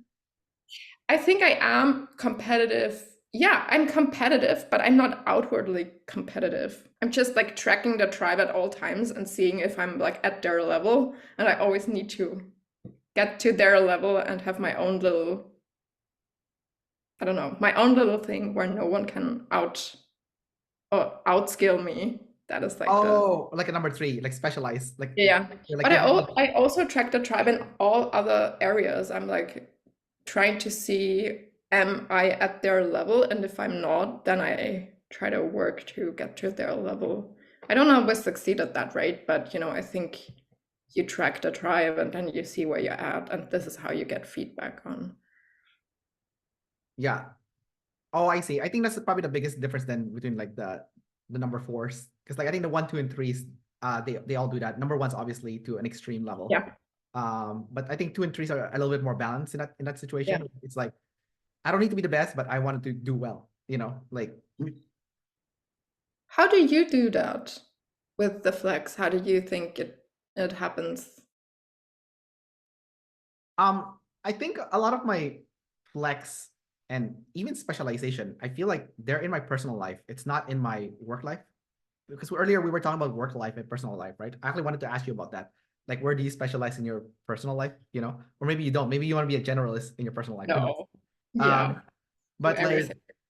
but yeah, I've always thought about that. So like in my 20s, like one of the things I was thinking about always was like, I am a nobody. Like I don't want to be a nobody, but my whole life I want to be like I want to be known for something at least, something at least. That's why I have a YouTube channel, So that's like one area where I flex is like, the interview stuff, right? Like now I always flex to people like, oh, I have the biggest interview library in all personality Yeah, space. that's Yeah. why people keep coming back too, I think, because you just have the most variety, the most people, and it doesn't matter if what they have to say about your channel. They will always come back because you just have the biggest library. Yeah, no, it's just way too big, right? Yeah, exactly. Like they're like, I can't watch this anywhere else. I have to watch this Kendrick guy. So I have no choice. Yeah, especially because Benjamin stopped doing it, right? Like at one point, me and Benjamin had the same amount, and then he stopped, right? So now like I have and there's like a bunch of other people that interviewed, but they all stopped. Like the only person that Yeah, hasn't they all. stopped was me, right? Like even Dave was like, "Oh my God, you're still going it." You're like, "Oh my God," like, so like the crazy thing is that the interviews is not in my FI. Like I actually never cared about to do the interviews. That this is like an accidental thing, like an EP thing that happened, you know, and Yeah, then but you're so consistent with it over the years. I find this very interesting because you're an EP, but you turn into kind of a librarian at the end of the day with your huge catalog of people. yeah, People librarian. You're Facebook. sorry, was You it? are Facebook for the OPS community. Yeah. Yeah, like I've thought about this in great detail when I first started my channel, actually. Like when I first started, I need a minimum because like I know I have SI in the bottom and there's no way I can be consistent at putting out content if I don't have a minimum. A minimum, what I mean by minimum is like, what is the minimum amount of work that I can put in this channel where I can keep it going and growing without killing me, right? And then like the obvious answer to me was interviews because I'm double activated play first, tribe above self. So and even Dave, like early, like long time ago, we had like a phone call. He's like, Kendrick, I think this interview thing, you're gonna do well in it. That's what he said to me because he's like you at first like no one's gonna know you and no one's gonna care, but over time, like the interview thing is a long game. He told me like this, it really pans out. And then I think it's only like been in the last few years where it's like I'm seeing the like that because even my girlfriend was like, "What the fuck are you doing talking to people online?" Like what are you doing sitting there asking people questions? Like what is this weird shit you're doing? Like I'm in the living room or like in the bedroom, like talking to people from the internet on Zoom, and she's like, "What is this shit?" Right? Like, um, and then yeah, now I'm the interview guy, so it's not weird anymore. It's like that thing, right? It's like at first people think you're weird, and you're like what the fuck are you doing? And later on, you're like you're a genius, So it's like Yeah, that's it. so I think it's like that thing that's what happened to me. It's like at first, like everyone was like looking at us like, what is this weird ass thing you're doing online, talking to people on Zoom? And it's like you're just literally like recording a Zoom interview, you know. So what was your, why did you stick with it though? So you had a plan, original plan of I need to do this amount of SI, otherwise I'm gonna be one of these EPs again, and I don't want to be one of these EPs again. And but what kept you going? It's flex. I think it's flex. So so for me, it's not okay, maybe flex is not the right word. I didn't want to be a nobody. I think that's the thing. Like you know, like the good thing about OPS is you are taught like the roadmap to success, right? And then like you can see like when they do those class videos, like who succeeded and who didn't, and like the common theme is like the ones who succeeded used their fourth animal, fourth function, right? And now fourth social type, right? So like when I saw that, I'm like, fuck yes, sign me up. I'm gonna be that fucker that uses all the fourth stuff, right? I'm not gonna be those fucking losers of my type Yeah. or any other type actually that only uses their saviors, because those people are fucking losers. They only succeeded in life because they got lucky, right? Like you know, so I know it sounds yeah, I know. So that's like where my flex is coming in, right? I was like, I don't want to be a fucking loser, right? One day I'm gonna have a family, I'm gonna have kids. I want my kids to look at me and think, you know what? My dad, he fucking went for it, right? He had a dream and he fucking went for it. He wasn't those fucking losers like dads. Like I want my kid to go up to their friend's house, see their dad, and their dad is a loser working at a job that they hate and they want to kill themselves, right? You know, like Oh, that is interesting. That is a very elaborate flex story. How can I say this? This is an entire narrative about your life. I don't have that. Like my flex is very punctual. It's very much like I'm gonna be the best at this, end of story. But yeah. I don't have this entire my life is going to be this, like or this, and it can't be that, it can't be this. I Oh, don't have that as it gets much. even worse. It gets even worse. Okay. So I have a friend, he's a number one, he's an ESFJ. And Yeah. him and his brother has always been mocking me my whole life, right?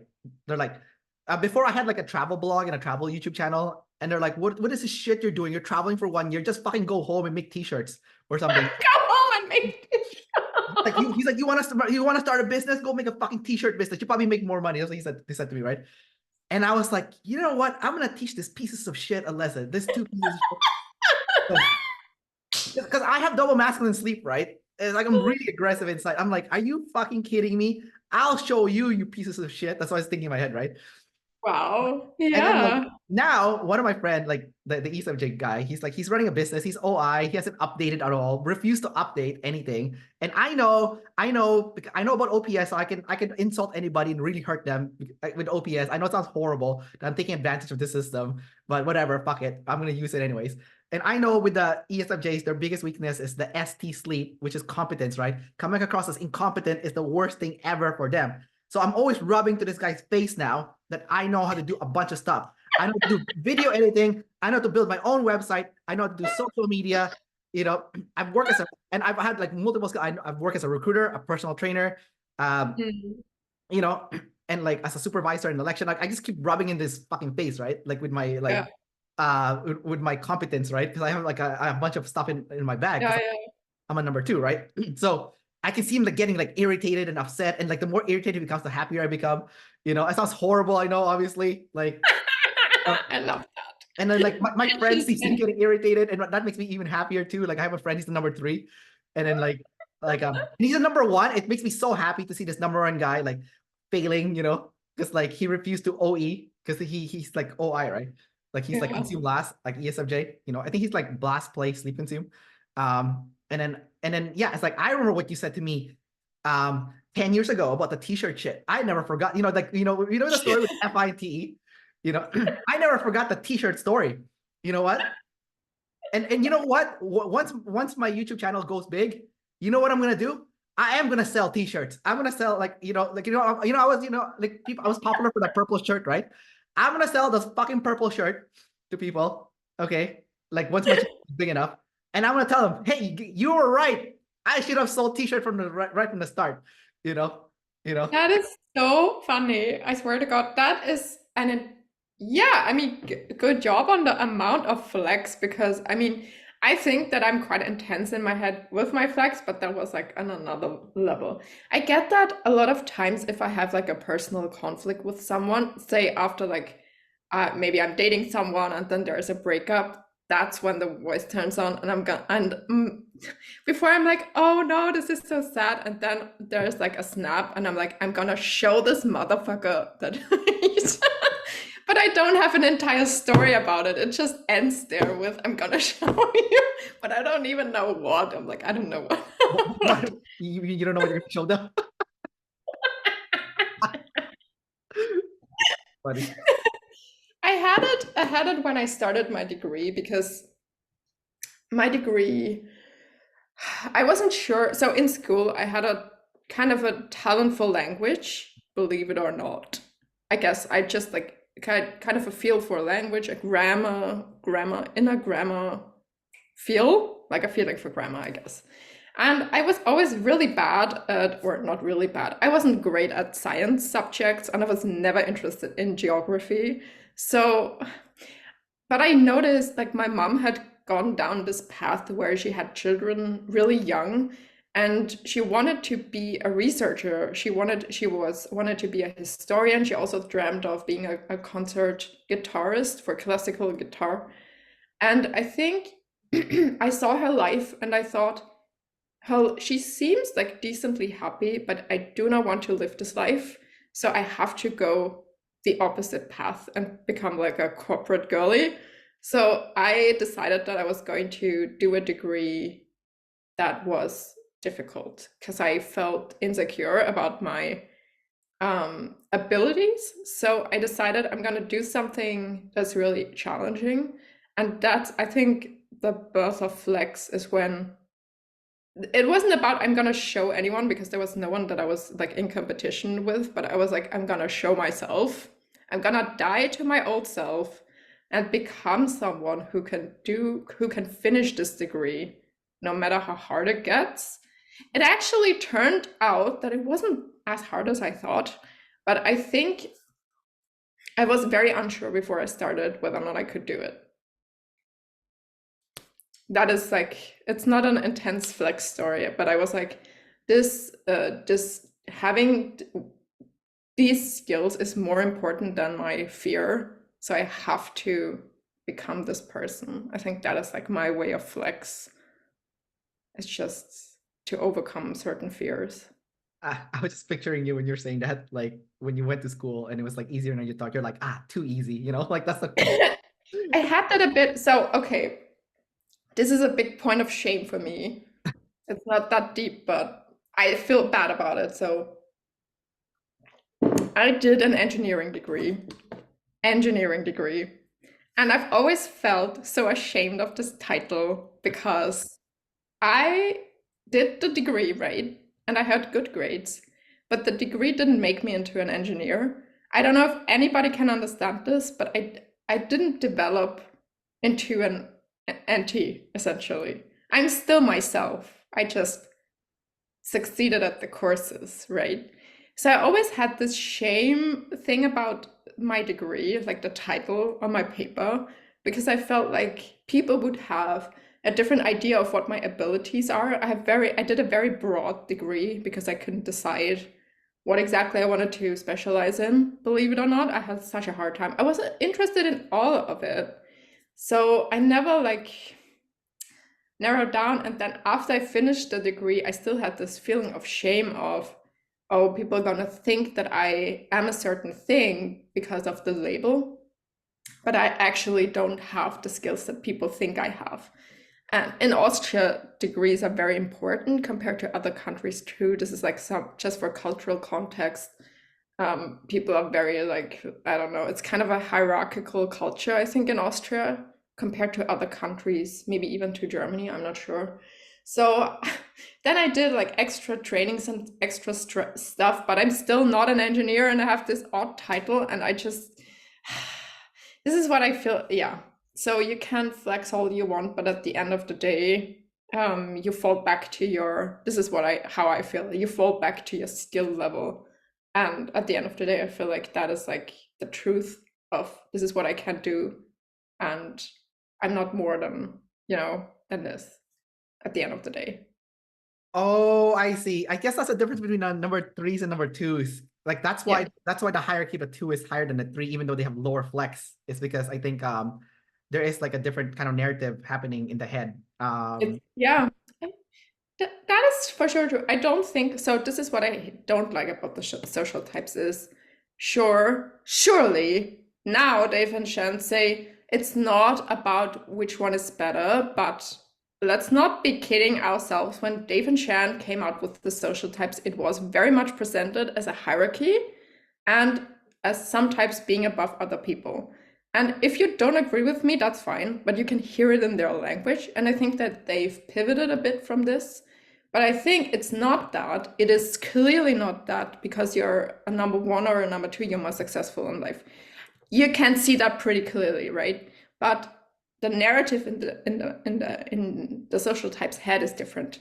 And I think that if you're a number one, you're always going to have a more grandiose narrative about what you can achieve than a number three, which is, I think, where then at the end of your life, maybe you have a different result because you had a different narrative. But it's really the narrative in your head that's different fundamentally and not your abilities. I think also the difference between number ones and twos is number ones is like I am the best, but I think number twos is very easy, like we are the best, like if you look at like Dana White, the UFC president, for example, he's like we have the best mixed martial arts organization, right? So my team is the best. Sorry, the team is the best. Yeah, like if it's sports, like our team is the best, like so it's kind of like that kind of like perspective. So it's very easy, like so like in that sense. I think also the hierarchy thing is kind of interesting because like you don't need to be a number one to be the best, like objectively. Because like if you look at like, Forbes top richest people, it's like all the social type is there. There's like a one, there's a two, there's a three, and a four. Like all like Warren Buffett's number four. He's like in the richest people. Bill Gates number one, obviously, and Jeff Bezos. But then you have who else? Like Elon Musk is number two, right? And then Mark Zuckerberg's the number three, right? And then Tim Cook's the number three. So it's like a mixed bag, right? Like everyone freaking could be a number one. It doesn't have to be like a certain social type. Joe Rogan's the best podcast in the world. He's number four. So like so in terms of like who can be the best, anybody can be the best. The only ingredient you need is talent and hard work, right? And luck. I think there's luck also. And luck, yeah, you also need some luck. I think maybe this is more of a, so you can, okay, I'm not gonna qualify because I think you can qualify anything in an OPS conversation, but I think luck does play a part, especially like what situation you were born into. I think how your family is can sometimes make a big difference.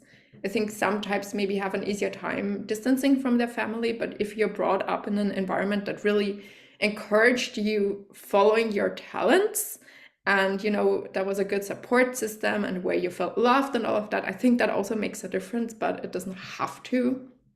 But it's part of it, like a part of it is luck, or just meeting the right people at the right time, or finding something that you really care about, or I don't know, having really awesome friends could also be a bit of a luck thing. Luck is always at play.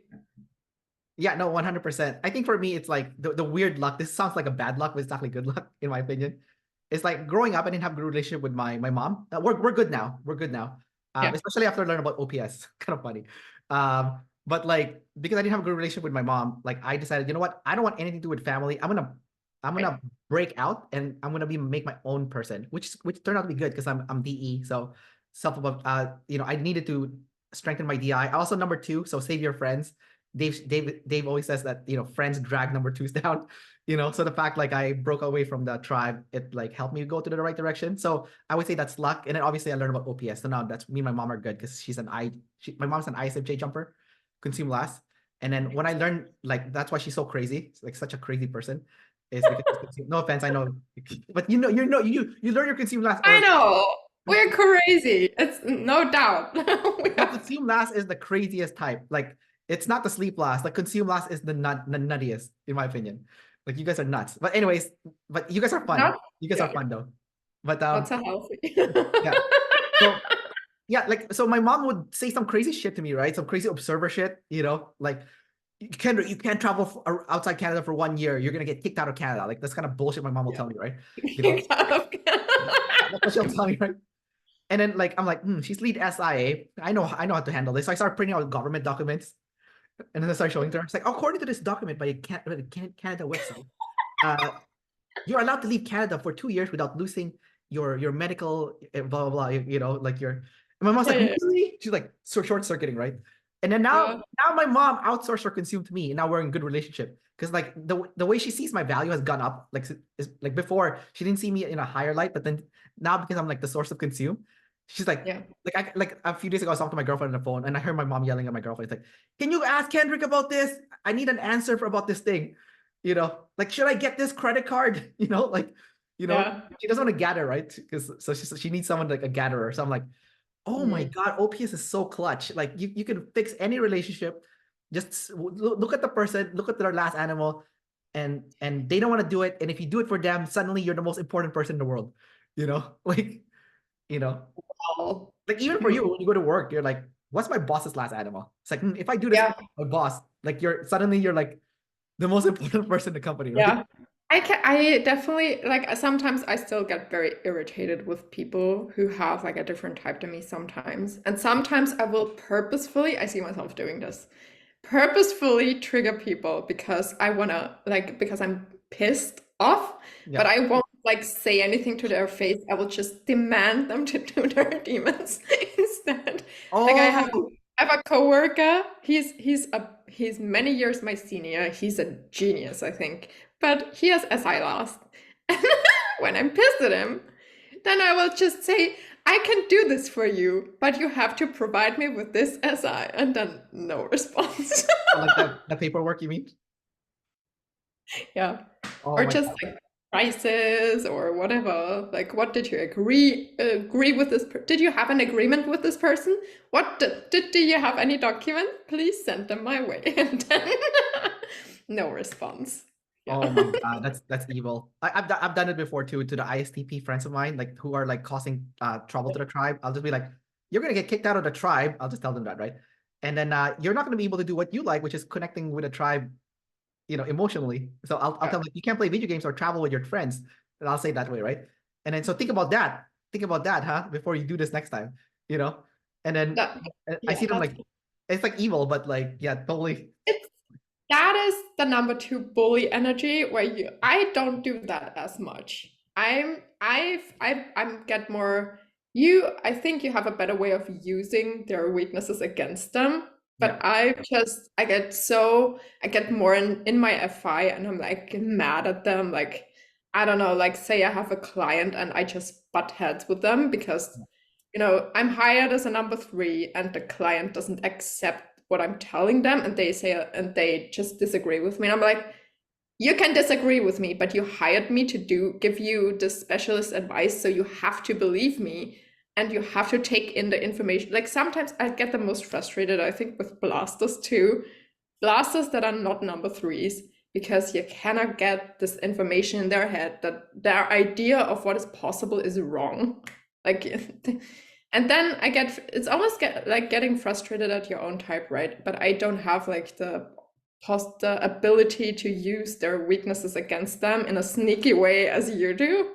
I'm just more like stubborn and I'm like, no, I already said this is not possible. No, and then go into super blast mode. No, impossible. No, impossible. Computer says no.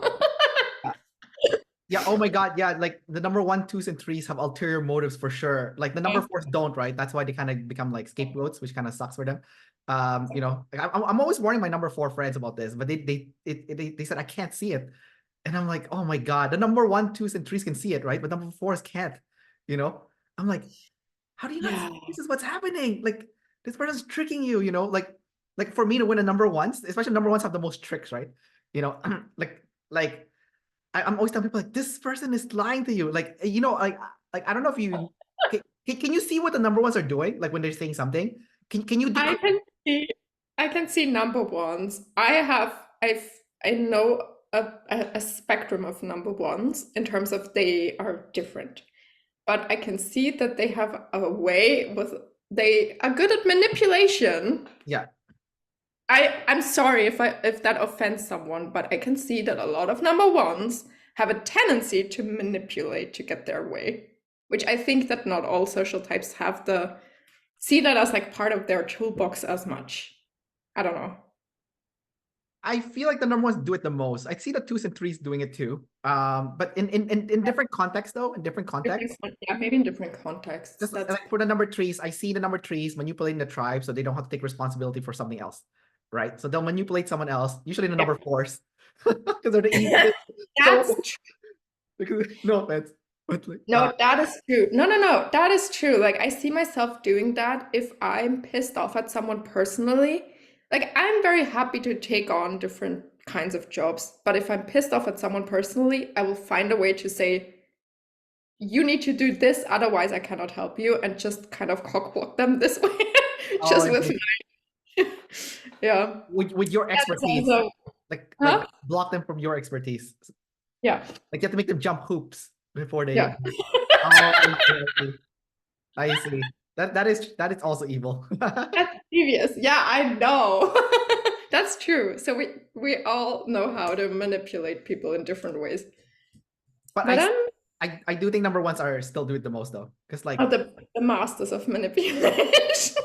oh my god, no, like I like seriously, if you take like if you ever transcribe what a number one is saying, you can literally take it and then you can rewrite the whole thing and it's the meaning's completely different. It is so crazy. You know, there's like an underlying meaning for each thing they say. Everything's like almost calculated, right? Like you know, and everything that they say is to boost up their status, you know, and it's like very like tricky in that sense, you know. Yeah. Number ones, we love you. You're doing great. You're the best. Don't take this too hard, please. But, I think there's a truth to it. I love number ones, but this is true also. You guys are manipulative assholes, but I love you guys. Like, I have a lot of number ones friends. I like them a lot. Like their drive is so. Yeah, me too. I love their drive. I just like look up to the drive so much. I'm like I can't. If I had like a fraction of the drive that number ones have, even 20%. Oh my god! I just like for me that's the biggest thing that gives me awe. When the number one is the drive.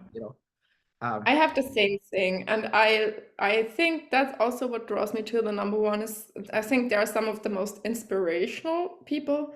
I have like YouTube channels that I will just watch because the drive inspires me to I can also do something bigger than what I think I'm capable of is yeah. Yeah, you know Brian Johnson, the number one INTP jumper. Sorry, like I was watching an interview with him like yesterday. I haven't finished it yet, but like he was talking about like legacy, right? I'm like, oh my god, I'm a number two. I never think about legacy. You probably do. I You guess think about legacy? word. No. I mean, I don't know. It doesn't really ring a bell. I guess probably, but not like a number one. Yeah, it's interesting. I was like listening to him talk about legacy, and I'm like, this is something I don't think about. I know it's important, but I don't think about it. So he said like, he's like, I only look up to people that is in the history books because he has SI, right? So obviously history, right? In the history books. Yeah, he's like, Bro. he look at every single person in the history books. Like, what did they do so that they're in the history books? He's like, I want to be in the history books also for doing something for mankind that move mankind forward, right?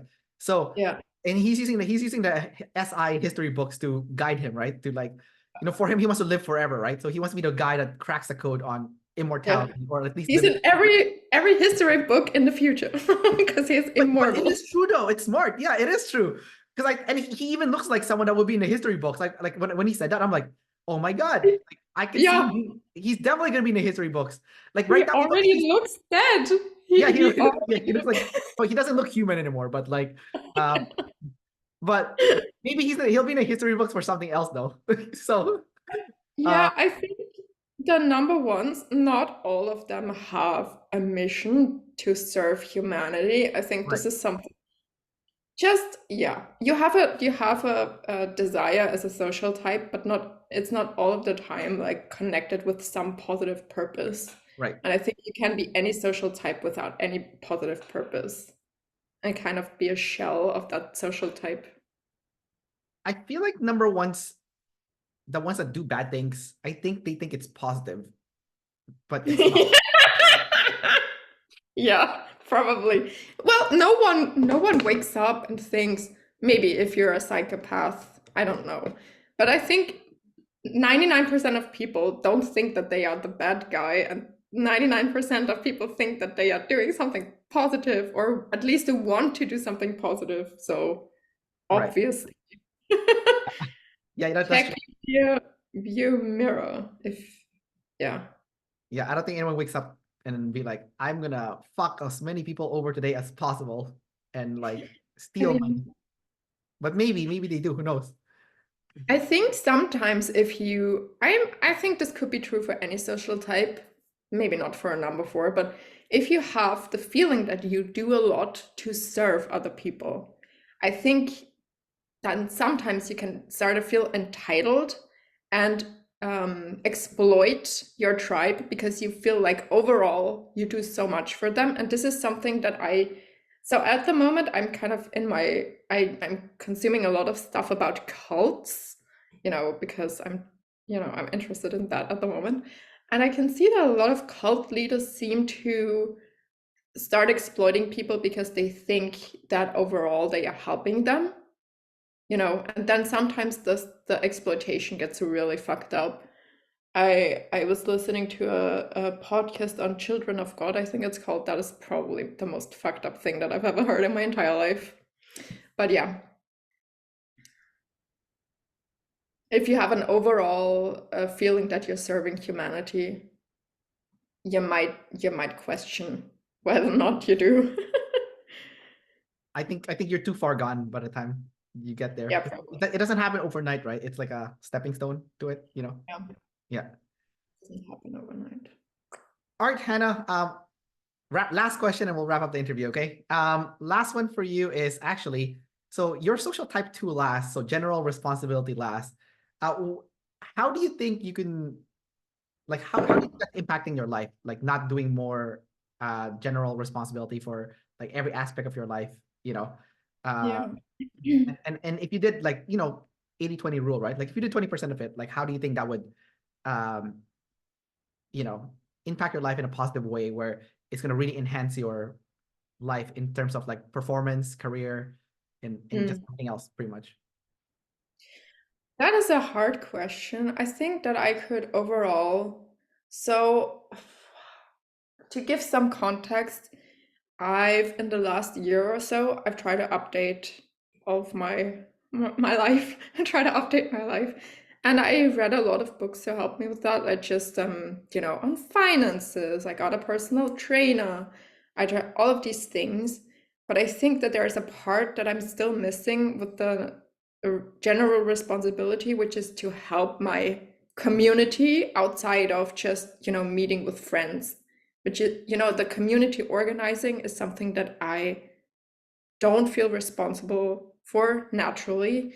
I don't know, that could be anything from making your neighborhood better, making your city better, not by means of working a job that you get paid for, but just, doing stuff to make the entire vibe of the thing better, or even just organizing trips or parties for the people, not for the sake of my consume, but just for the sake of the community. I think this is all stuff that or just helping people with stuff that I don't know how to do, maybe.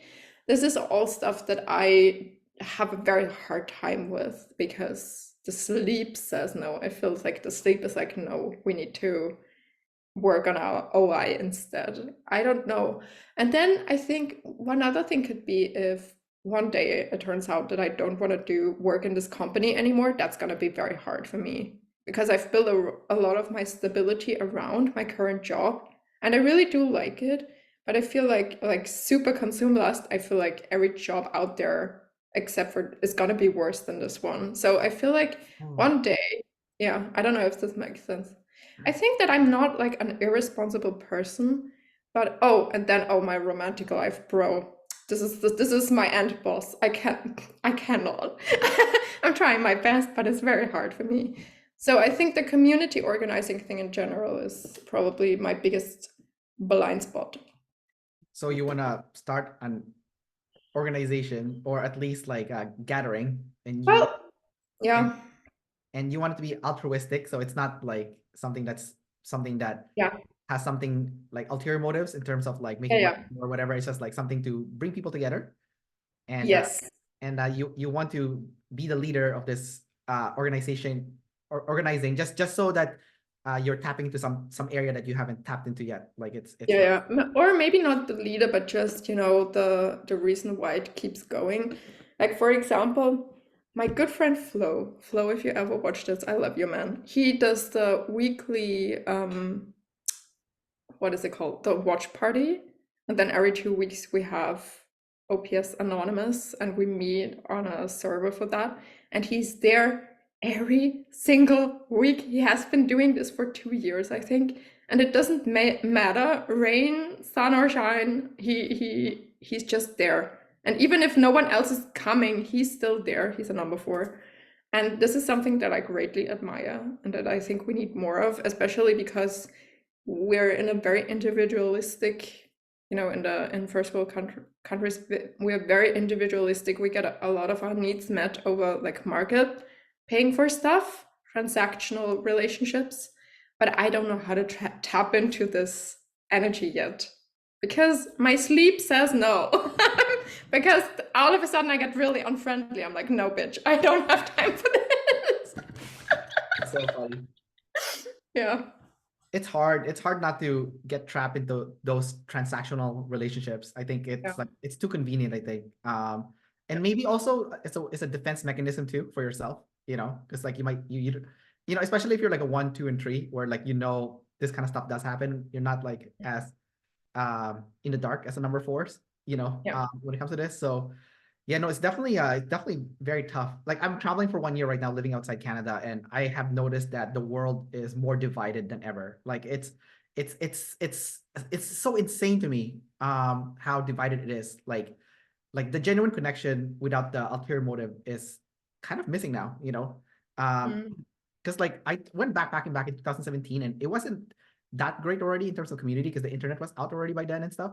But it was still okay. But now after the pandemic, oh, it's gotten a lot worse. Like connecting with people on a genuine basis just to connect, it's so hard. It's like so hard. Everyone's like stuck in the internet and or like ulterior motive, like I said, it's like tit for tat kind of relationship. So I think the world needs more of that genuine connection, like how the number ones foster it, where there's like no ulterior motive other than to connect with each other, you know, to build a community, right? So I think that's really like amazing. If you can do that, that would be amazing. Because like Yeah, but I don't know. it's so hard to get people on board too nowadays because like people Yeah. get people on board is like they're like already apprehensive. Like I feel like everyone's like in a defensive mode nowadays, which is so bad, you know. Like Yeah, this is true. I feel like if there was something in my okay, so here's where I think it gets difficult is I think nowadays, maybe not nowadays, maybe it's always been like this. I feel like a lot of groups they don't have the spirit that I'm looking for, where it's actually community oriented and not so and not you don't have like a cult like this is my cult reference point now, where you don't have someone who wants to be the leader and just have a bunch of minions around them. I feel like a lot of the community spaces are kind of centered around someone who's like an angelic guru figure, and that is not what I mean. I mean something that's really like for to uplift the community, but I have no idea how to tap into this energy yet. Because yeah, people are apprehensive and I'm apprehensive too, because I'm like, are you gonna drag me into some weird thing, into something really weird? Yeah. yeah, I think it's hard not to have someone become the leader though. I think that's gonna happen like whether you want it No, for or not. sure. Like um that's a guarantee. Like I started a meetup a long time ago, like a travel meetup, right? Mhm. And then I tried to make it like kind of more, you know, so that it can run without me. So I tried to like Mhm. get people to like, hey, why don't you organize the meetup? And I won't attend, but you know, organize it online and people can go. It's like a travel meetup.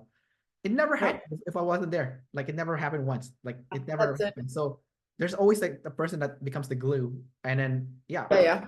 So it's tough. Like But even there's nothing wrong with that, right? But what I mean more is someone who uses the group to, you know, I don't know, feel powerful. This is what I don't love as a like a community spirit. But it's hard, right? So because who would start such a group and then stick with it? It could be a number. Sometimes it's just someone who wants to have their own. Who wants to be the CEO of Group X, Yeah. even if it's just a little community thing. Yeah. Well, like Europe has like lots of meetups, right? So like That is. isn't the glue like Jonathan? Isn't he like the guy that run like pretty much? I thought about that yesterday. I thought, who is the glue here? This is so interesting that you bring this up because I was like, Jono is really I think he's unaware of. I mean, Flo too. You can't see it because Flo is very like he flies under the radar. Yeah. But I don't know. I see Jono as like one of the central pillars of the European community because he just brings the people together. But Flo, don't underestimate him just because he's a number 4. I think he makes it happen. And then Uzair, shout out to Uzair, who will travel to any meetup. Oh, really? Yeah, this is why you need money so that you can travel to every OPS meetup. Yeah. If you live in Canada and US, you can travel hack and it's cheap to travel. But yeah, you don't. But Nice. yeah. But I thought about this, but in my area, there's no one in OPS. I think no. I don't think I think maybe people have gotten typed, but I've never like talked to anyone. I've been looking high and low. Is there anyone close to me? But I've not found a single soul. Yeah. Yeah, I think in Poland, I think the city I'm in, I think is it Magda? I think she's here in the city. So I should probably message her and Yeah. but and then there's like a bunch of other Polish people too, I think, in the community. So but I think most of them are in Netherlands, right? Or Germany and UK. Those are like the top 3 countries that has like the Yes, biggest this is OPS true. community. Yeah. Mhm. And That France also has its own offshoot. oh, they have a France. French. They have a French version too. Mhm. So that's why you're going to the UK because that's where everyone is, right? Yeah, that's where the people are. And the Netherlands, I've never been to one of the French meetups, but because it's pretty far, believe it or not, it would be a pretty, like, I can't go there by just a quick, I've looked. It's a bit more expensive and time consuming Right. because they are on the other side of Western Europe. You know Yeah. what's funny about the European OPS meetup community? It's run by Jono, who's not even European.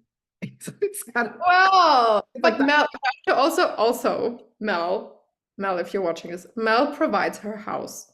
Oh, okay. Yeah. So, Yono, Yono, you're the best, but I don't think that Yono is the reason why it happens. Yeah. I think it's a teamwork, and Mel is for sure one of the most important organizers. I just thought that was ironic. The Australian guys is Yeah. it's like No, that it is true. Well, it is true. yeah, maybe I it's like think the travel Dutchies energy. they work together to create the meetup. Sorry? I think the Dutchies work together. It's like a number. Yeah, Jonah's wife is a number 1, so you have like Is every it number social. 1? They think she's a number 1. She hasn't gotten typed, but I think she's a number 1. Yeah. No, they type her. She's an ENTJ, right? Yeah, they typed her as a number 1. Oh, that's nuts. Yeah. No, I don't know. Did they type her? Mel I don't typed know. her. I don't know. She's FM. Mel and Flo, yeah, Mel and Flo say they think that she's a number 1. So you have my point being they have every social type you need all of these people to make it work.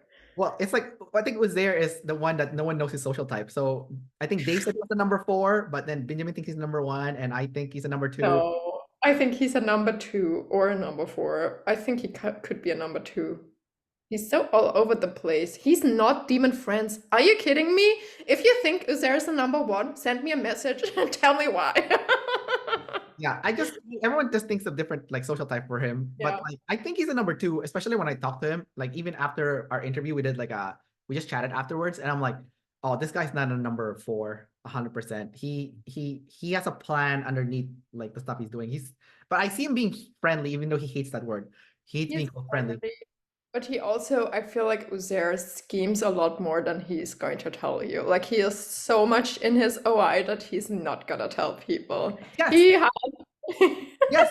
No, it's 100% true. The number twos, they are scheming. You know, yeah. they have ulterior motive. They are friendly though, because like the savior friends. But there's definitely a scheme or ulterior motive for sure, 100%. Like I've seen it in like a lot of number twos. Like there is like a plan underneath, right? But they Yeah. still care about their friends because the savior friends Yeah. is so yeah. Odin is the same. Odin, if you're watching this, hello. Odin, I do not think he's a number 4. Bro, if Odin is not a number 2, who is? Please explain. But they've already typed him like 3 times.